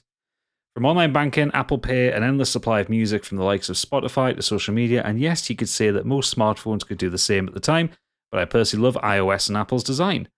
Now, sure, every iPhone since has been their most powerful iPhone yet, but the 6 for me was probably the first phone where if I left home without it, I'd have felt lost. Can you guess what he does for a living as well? Work for Apple? No. No, I don't. Oodles boss. Terrestrial Extra says, got to be Bluetooth headphones for me. Can't count the amount of times I've busted wired ones when they got caught on things or then having to untangle the wire. Very frustrating. Apart from one instant where a pod fell in the toilet, my life has been much easier with Bluetooth. Yeah. I was so against Bluetooth headsets and earbuds for the longest time because I just thought, what's the point? I'll always be The battery charging will run it. out. You've always got to charge Yeah. them. You could lose them. But I won't fucking go back to wired ones now. I would No, say mate, I would I say couldn't with my pay- AirPods because I thought, I listen to podcasts so much on my phone and audiobooks and stuff, but they charge so fast. Oh, It's yeah. like I've got these ones. They're not even like a top make, but they're really they all good. charge so And fast. I'm allowed to listen to them in the office. Mm. I can just, if I have to get up and go to the printer, just keep the earbud in my ear, carry on listening, go there. Well, I mean, Don't have to have wires with me. I don't have to have wire dangling everywhere. I can freely roam. When I'm doing stuff around the house, I wear them, and they're just not in, wires not in the way. Yeah, I never go back to why? wired. I mean, cover your ears, Adam. But why do you think I'm growing my hair so I can keep them in my ears at work? No one will ever know that you're that I'm drunk. drunk. Tig says, on the same subject, the proliferation of noise-cancelling headphones has been the most important tech advancement for me. Noise isolation is not a new technology. With its origins in aviation, and even consumer headphones have been with us since the turn of the century. But over the past decade, we've seen insane competition and excellent cans from Sony, Bose, Sennheiser, and others. No longer will a crying baby make a short-haul flight the longest 2 hours of your life. You no longer have to suffer the inane babbling of office banter. Just slip in your active noise-cancelling headphones over your earlugs and escape into a cocoon of blissful sound. The AirPods Pro and He's other not wrong. ANC buds do a fine job, but if you want true escapism, you need the over-the-ear headphones. Yes. And agree with that. They are really. It is such a. I don't know how it works. Is it blocking sound coming in? I don't Yes, even yes, understand how it works. so I've heard them. Obviously, they're incredible. So you've got passive noise cancelling, which is basically just stuffing up your ears, so you can't hear anything. That can't be good though. No, it's not good. Active noise cancelling basically uses microphones in the headphones to listen to the audio around you and then filter it out. That's thought what that's these what are it that I've did, got is- on. They're, Yeah. they're So, like, noise It's so fucking clever. It's like I've got AirPods Pro and I really like them for that. Like they're not perfect. They're not as good as if I You had can like. still hear. You could hear a bus. I could hear, driving I past could hear you. a car about to run me over or something like that. Well, it's great for like when I'm in the gym because it just cuts out all the music while I'm listening to podcasts or whatever. Yeah. And I've said before on this, I have sleep apnea, so I have to sleep with one of those breathing masks. Which are noisy. Yeah, they're not the noisiest thing in the world, but there is a sound there, and it kind of keeps me awake. So I put the AirPod Pros in with a bit of like ambient music in the background. Can't hear Yeah, a man. thing. Straight to bed. Love it. Don't they fall out when you're in the night? They're really snug. Those pros. They are snug. The Pros are good, but also because I'm wearing a breathing mask, I can't really turn over in my sleep or anything. So I'm just lying on my back, so I'm not moving. Yeah. He's not lying on his belly with them masks on. Trust I me. use a Oh, no. headband with the earphones for in my Mm. bed. For a while, I mean, I'm talking like maybe even more than a decade ago when they first came out. I had one of those where you plugged your iPod into your pillow and it made a noise. They are so noisy. when you squashed into it and your ears right at the spot, I was like, I'll get rid of this shit. The problem with ANCs, though, is that you suddenly become self-aware of how you're breathing. Yeah. You suddenly feel like, oh my God, when I'm walking, and it's just like... I'll crunching. Darth Vader going for a jog. John Cheatham has said, for me, firstly, it's the Switch. Your boy. Perfect console for a new dad and someone whose job usually involves a fair bit of travelling. Plus, the library is huge and it makes sense playing everything from tiny indies to Dark Souls itself on it. Plus, it was the launch console for one of the greatest games ever, Monster Hunter Rise. Yes, boy. Secondly, the explosion of over-the-top video content services. Sometimes it feels like there's too many to keep track of, but the choice you get is fantastic. The well-documented main complaint being the lack of classic movies, but for stuff from the past 20 years, not to mention exposure to films and TV from all over the world, it's incredible. Yeah, I just wish there was one kind of like aggregator service where you just paid one subscription. I would pay a £50 subscription to have access to everything. Mm. Well, we're paying more than that for all the others we've got anyway. Exactly. But just like, especially with the anti-consumer business practices, like fucking Paramount Plus, taking Star Trek away from all of the services. Fuck you, Paramount. Oh, that's just reminded me of a brilliant joke from the new South Park. I quickly mentioned that it's part of it's set in the future, and everywhere is called something plus. So it's like South Park Elementary Plus, and like everything's like the store is called something Max Plus. Like it's all like Max and Plus everywhere. Well, look forward to Modern Escapism Plus coming soon. Leroy Francisco says, electric cars. I don't even have one, but it will be the next car we get. It's not even the environmental aspect that I like best either. It's the simplicity of electric car engine I find fascinating. So you and Leroy are going to be bombing down Silently. Britain, silently, with those fake engine noises that you can choose. Yeah. Futile Exercise says, although now the way of the dodo, one of my favourite texts from the past decade was 3D TVs. Said no one ever. But okay, we'll go with you, Futile. I forgot about those. No, he genuinely liked them. Wow. The film industry jumped on the 3D bandwagon as a money spinner after the hit of CGI Fern Gully remake Avatar back in 2009. And I was kind of taken with the novelty of the whole concept, stupid glasses aside. Took a few years before you could take the experience home at a reasonable cost. I don't think it was ever reasonable. No. So treated myself to a Pioneer Plasma, along with some fashionable active specs. Pioneer, fucking hell, remember when they made tellies? Yeah, all that bleeding effect. Yeah. Yeah. Embracing my new toy, I picked up many Blu-rays and all their 3D glory. That salesman fucking saw Futile coming, didn't they? He did. You need 5 glasses. How many coming. people live in your house? 4. You need 5 glasses, just in case. As Sony was also in fully, I got to enjoy a fair few games on my PS3 in 3D too. Now, I must admit, there was quite a hit to the visuals in most, but thoroughly enjoyed ploughing through both Uncharted 3 and Killzone 3 in what seemed to be 360p glory. Yeah, the snow effect in Killzone 3 was awesome. Did it make the game good? Yes. Unfortunately, this was an all too brief affair, as the film industry seemed to kill it with oversaturation of shoddy post-3D conversions, and to be honest, it only really seemed to work well on CGI films by the likes of Pixar and Illumination. Mm. The final nail in the coffin was my plasma TV dying, which ended my brief sojourn peering into that heavy beast. Now down the line, that mantle started by the few games released supporting the format has been picked up with and run by VR. Picked up and run with by VR is the actual sentence he wrote. I would say my Quest 2 has far surpassed what I could have imagined peering into that 3D window all those years ago. Long may it continue to do so in my flailing glory. See you in the metaverse. And he's finished off with, why Facebook? Why? This was such a meta. You said it is behind your gadget. I'll send the check along to Futile. The thing is, right? Okay, so Futile obviously Throwing up on gadget. You are dinner. So that salesman saw Futile Exercise coming from a mile away.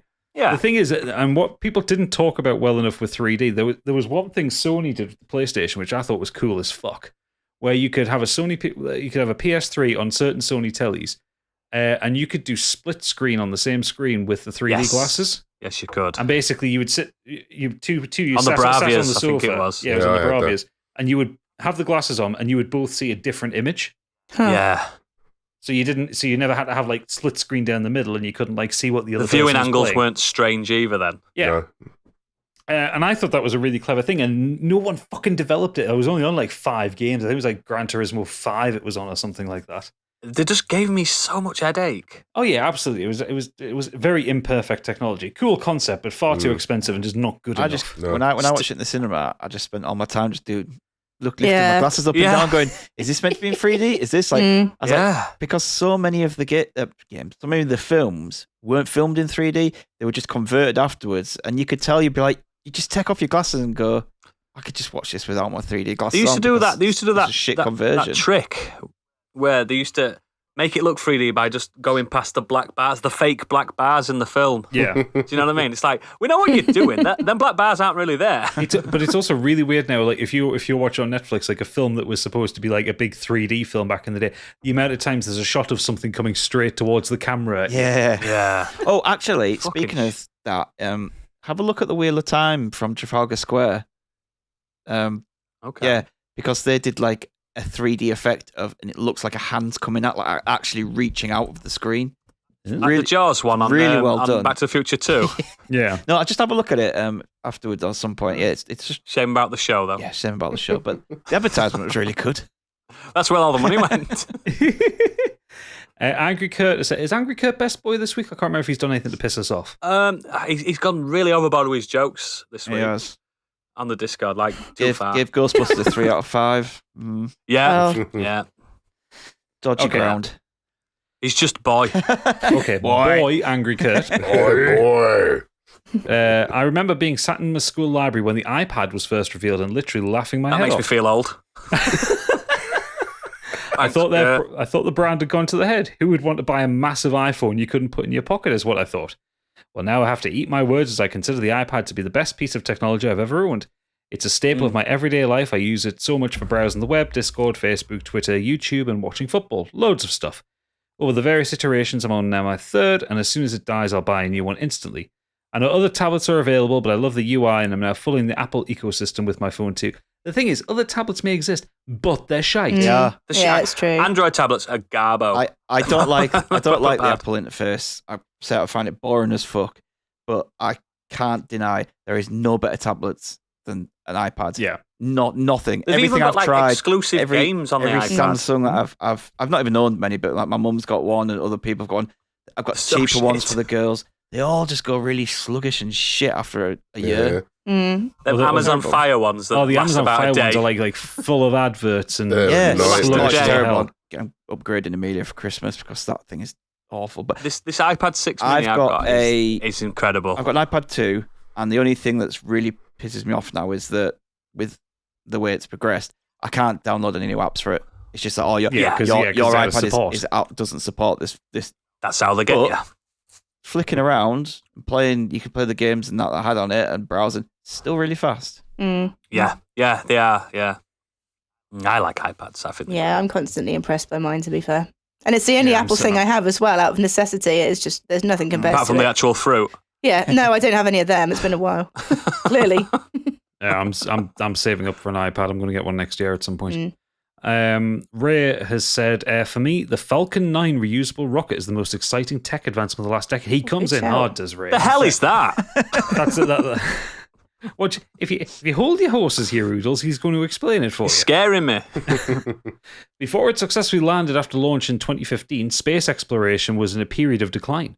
National investments in the space program have been dwindling since the Cold War ended, and despite achievements like Mars rovers, publicity for space has been sidelined for a long time.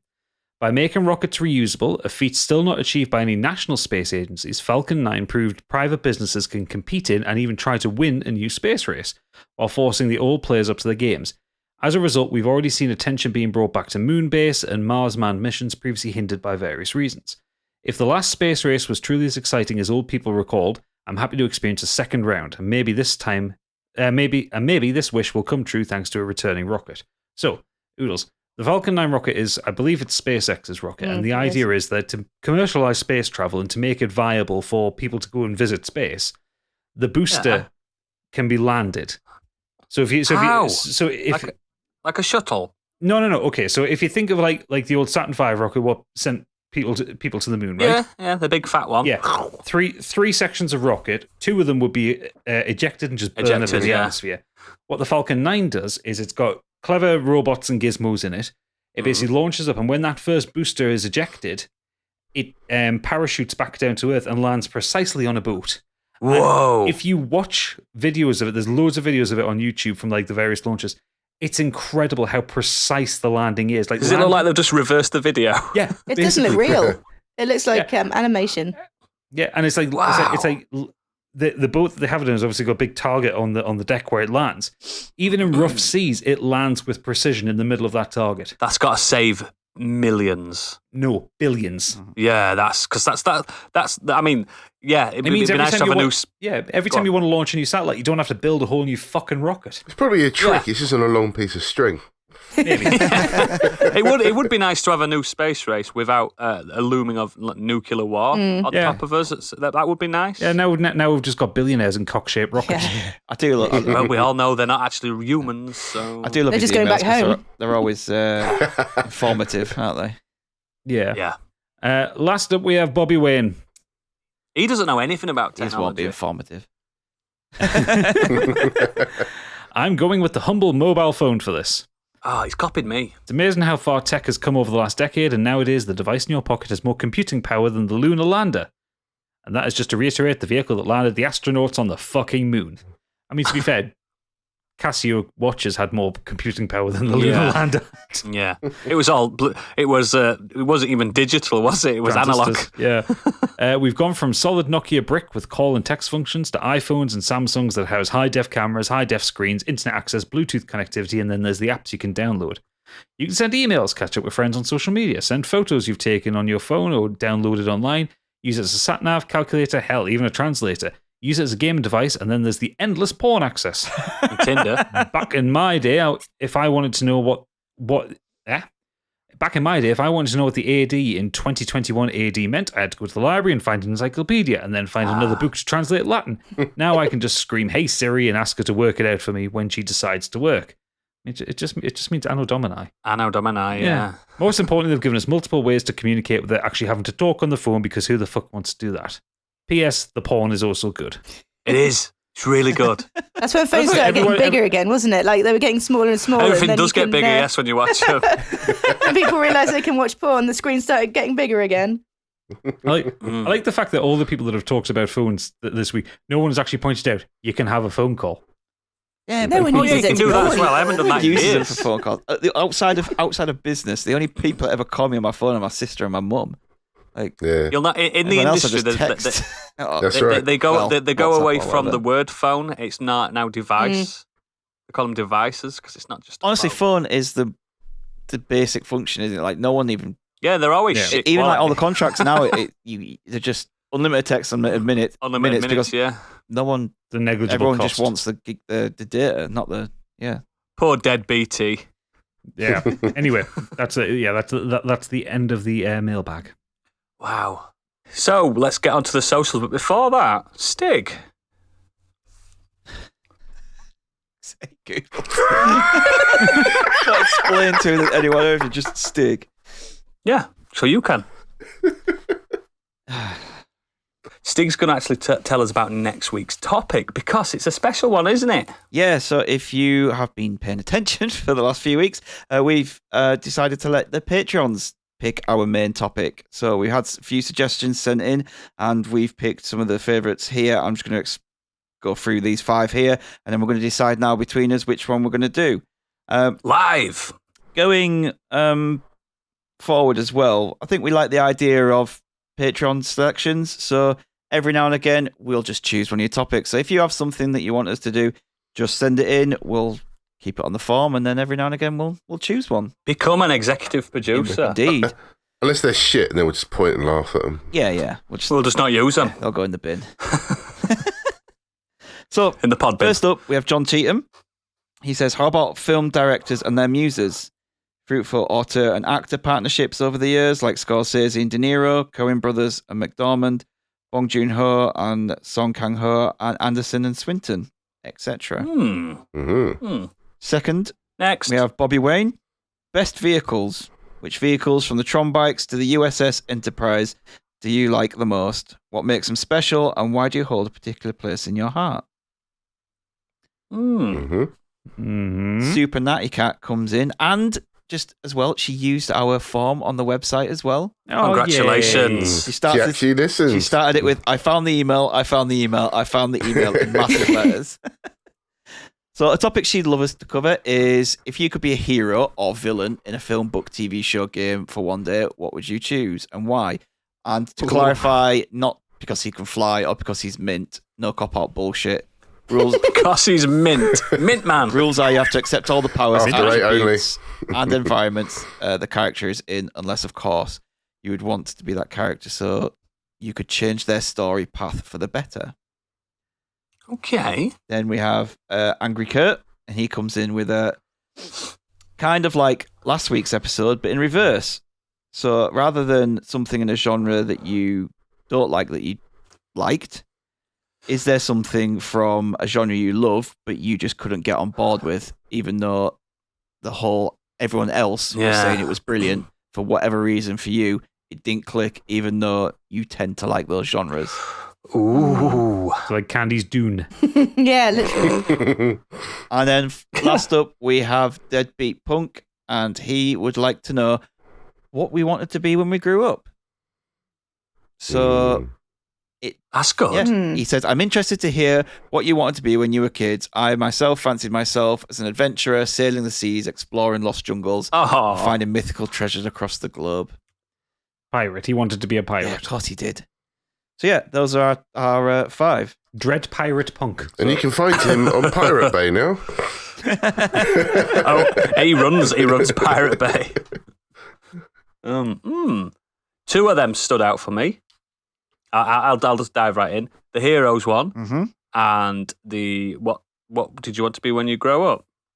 They're 2 knockout ones for me. They're the what we want to do when we grow up. It's good for people to get to know us a little bit more, to understand where we are, how we are, especially me. The Hero one, I can get down and nerdy on that one. Yeah. I like the Vehicles one and the Heroes one. Ooh, 2 for Heroes by the sounds of things. Or villain. You could be a Yeah, or villain. but you have to accept those villainous properties. Yeah. Yeah. I like the vehicle and the grown-up one. Oh, two for each of those. I like the growing up one and the hero one. Oh, 3. So it's down to Stick. out of the growing up and the hero one, it's down to you, mate. See, I want to do all of these at some point. So We will. will. But who gets to be the first executive producer that we've ever had? So basically, whatever I choose. Yes. So we've got 3 for heroes, 3 for what you want to be, and 2 for vehicles. I will choose. If you could be a hero or a villain for day, who would you be and why? There we Excellent. go. Super Natty Cat. There we go. Good choice. The queen of sanitation and sanitary. She has become the first executive producer that we've ever had. That's going to be a good one. That's going to be a good one. So And that is forever her nickname now. Queen of Sanitary Towels. The sanitary queen. So yeah, we will do that one next week. So as usual, get your feedback in for that one, and we'll get onto the rest of them as well because they're really great ideas. And Yeah, I want to do them all. if you are a patron as well and you didn't submit anything this time round, just submit it to us, and we'll add it to the list, and eventually we'll get round to doing it because there's 5 great suggestions there that we haven't even thought of ourselves. And they said we'd never run out of topics, but we'd rather you guys give them us. Yeah, do our job for That us. doesn't mean we've ran out of topics. We're just being No, we lazy. haven't. Trust me. No, we haven't. We've got fuck ton in that feature. Too many. They're all really good. But yeah, that's excellent. Brilliant. So, socials. You can visit. Sorry. You can be. I left the room then. I'll start that again. Unaware Sorry girl. about that. That's your superpower. Forgot that was my bit. You can visit our website, modernescapism.co.uk. On there, you'll find a link to all of our socials, contact details, and our merch store. If you have any comments or feedback, or if you want to be called like Sanitation Natty Cat. You can fill out a form on our website, tweet us, or email us on modernescapismpod@gmail.com. We also have a Discord server if you'd like to join our community of listeners for a chat about the podcast and many other aspects of pop culture and escapism. If you enjoy Twitch and want to keep us company whilst playing some games, you can find us on twitch.tv/modernescapism, and we should be back to our regular schedule fairly soon, I think, and hopefully we'll have a couple of streams over the holiday period too. We've already told you about our Patreon, so if you're feeling generous and want to give us a bit of extra support so we can continue to bring you new content, please consider subscribing on patreon.com/modernescapism. We really do appreciate any contributions. And if you want to support us in a non-financial way, leaving us a 5-star review wherever you can really make a difference to us as well. Oh, yes, excellent. And for all the patrons, we'll meet you around the back in a few seconds. But for everyone else, thank you for tuning in. And we will see you next time. Good night. Motherfuckers.